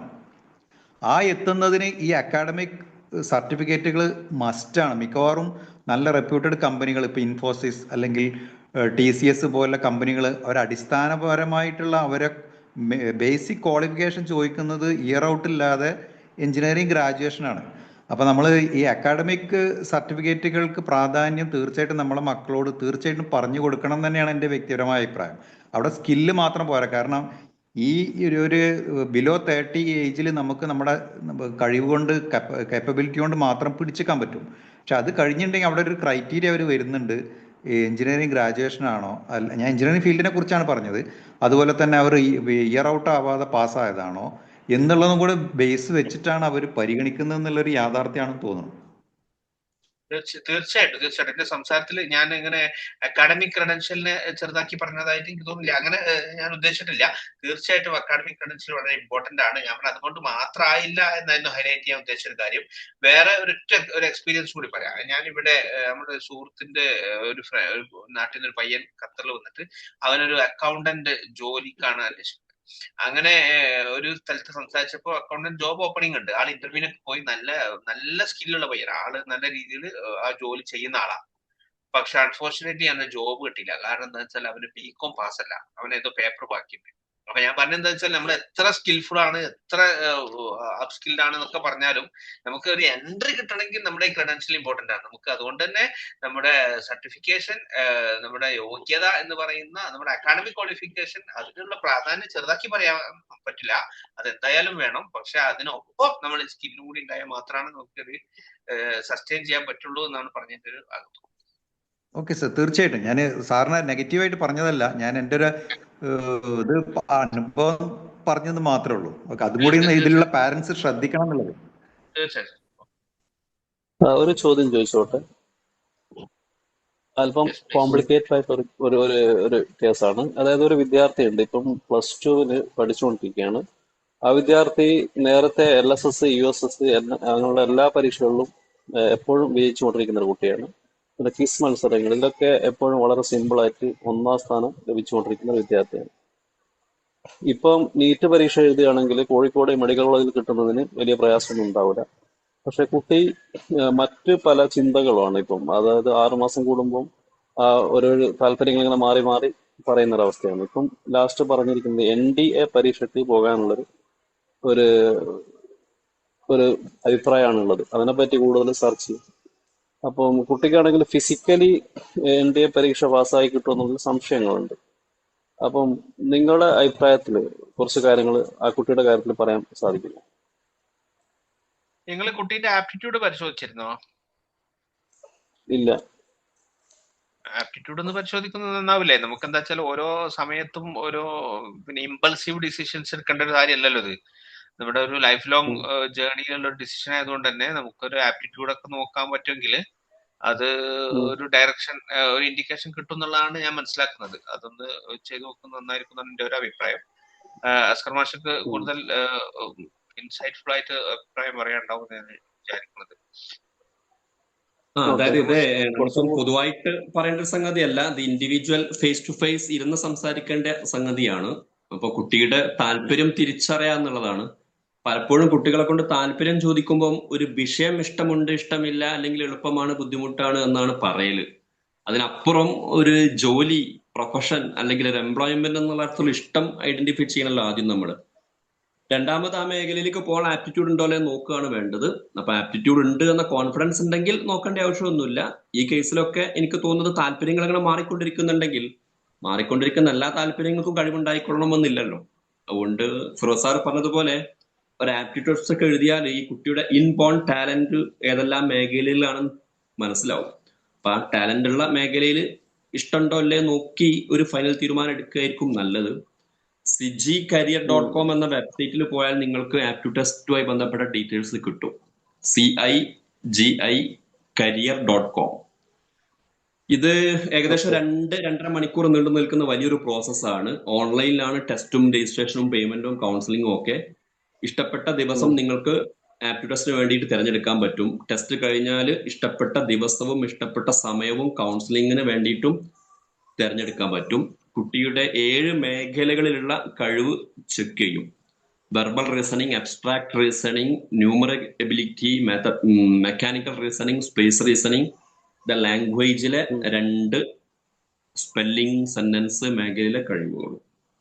അപ്പൊ അതും കൂടെ വെച്ചിട്ട് സംസാരിക്കുമ്പോൾ കുറച്ചും കൂടെ ക്ലാരിറ്റി വരുത്താൻ പറ്റും. കുട്ടിയുടെ ഒരു ശൈലി ഒന്നുകൂടി പറയട്ടെ, സ്വഭാവം. അതായത് ഏത് വിഷയത്തെ കുറിച്ച് സംസാരിക്കുമ്പോഴും പെട്ടെന്ന് അതിനെക്കുറിച്ച് നന്നായി അറിയുന്ന ആളുകൾ സംസാരിക്കും പോലെ പെട്ടെന്ന് എന്ത് ചെയ്യും, റെസ്പോൺസ് ചെയ്യും. അതാണ് പ്രത്യേകത.